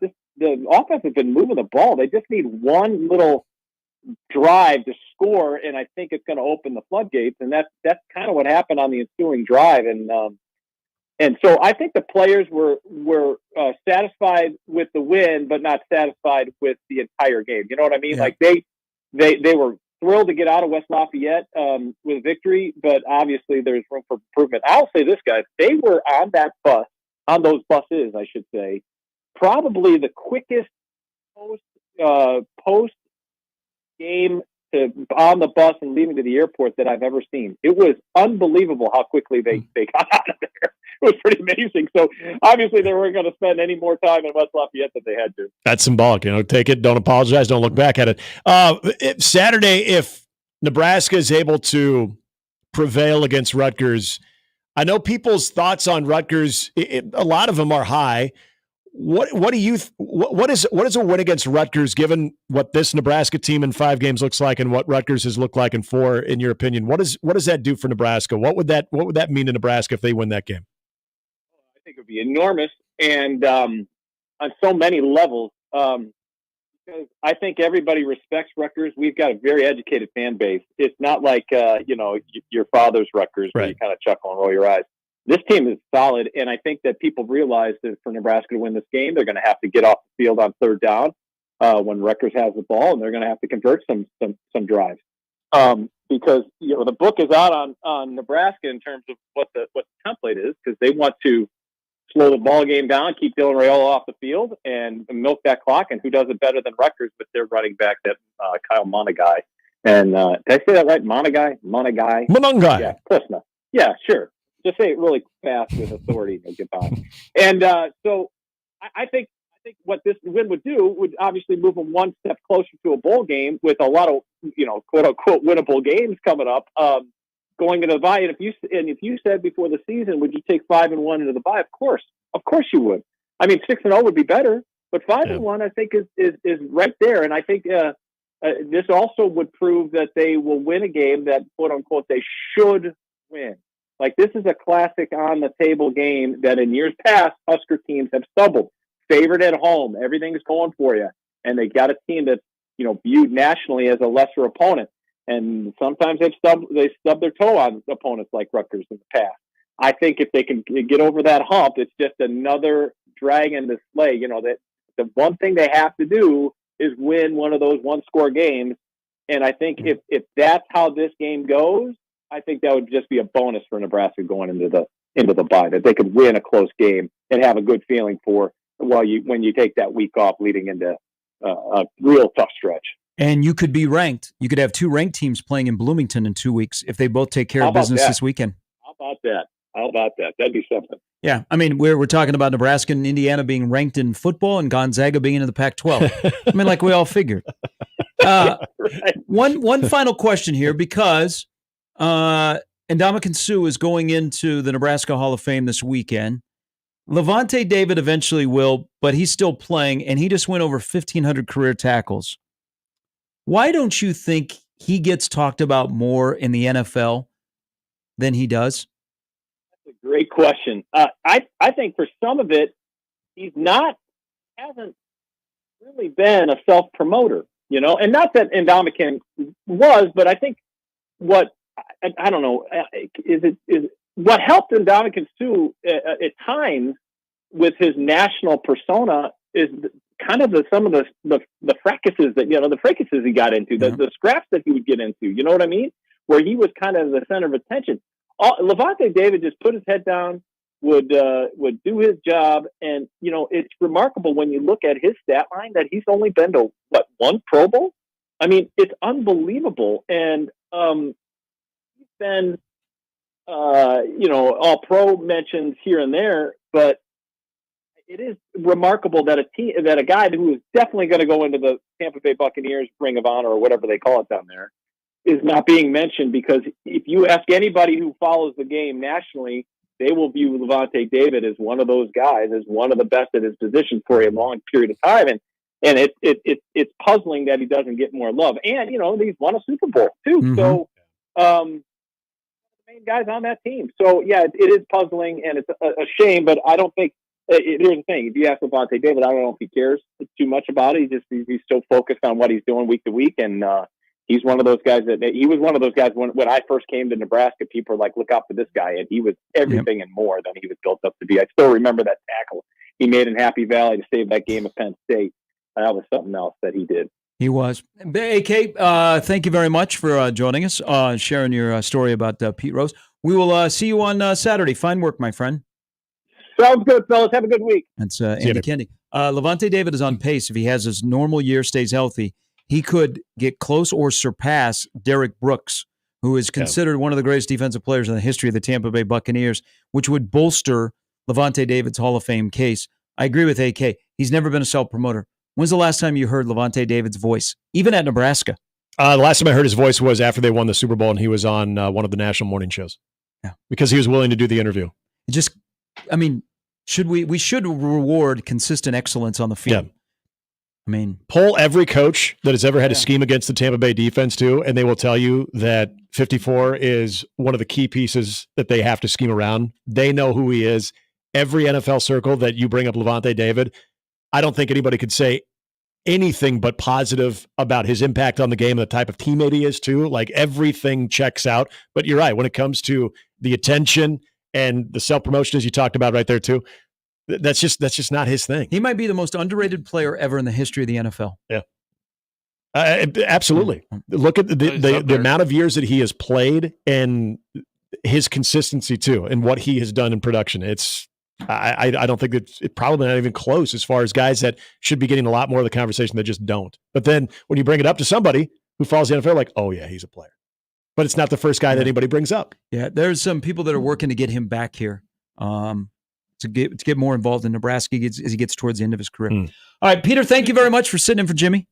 Of course. Appreciate you. Jimmy will be back tomorrow. There's Nick. I'm Gary. Crossover with the Braves and the Royals guy.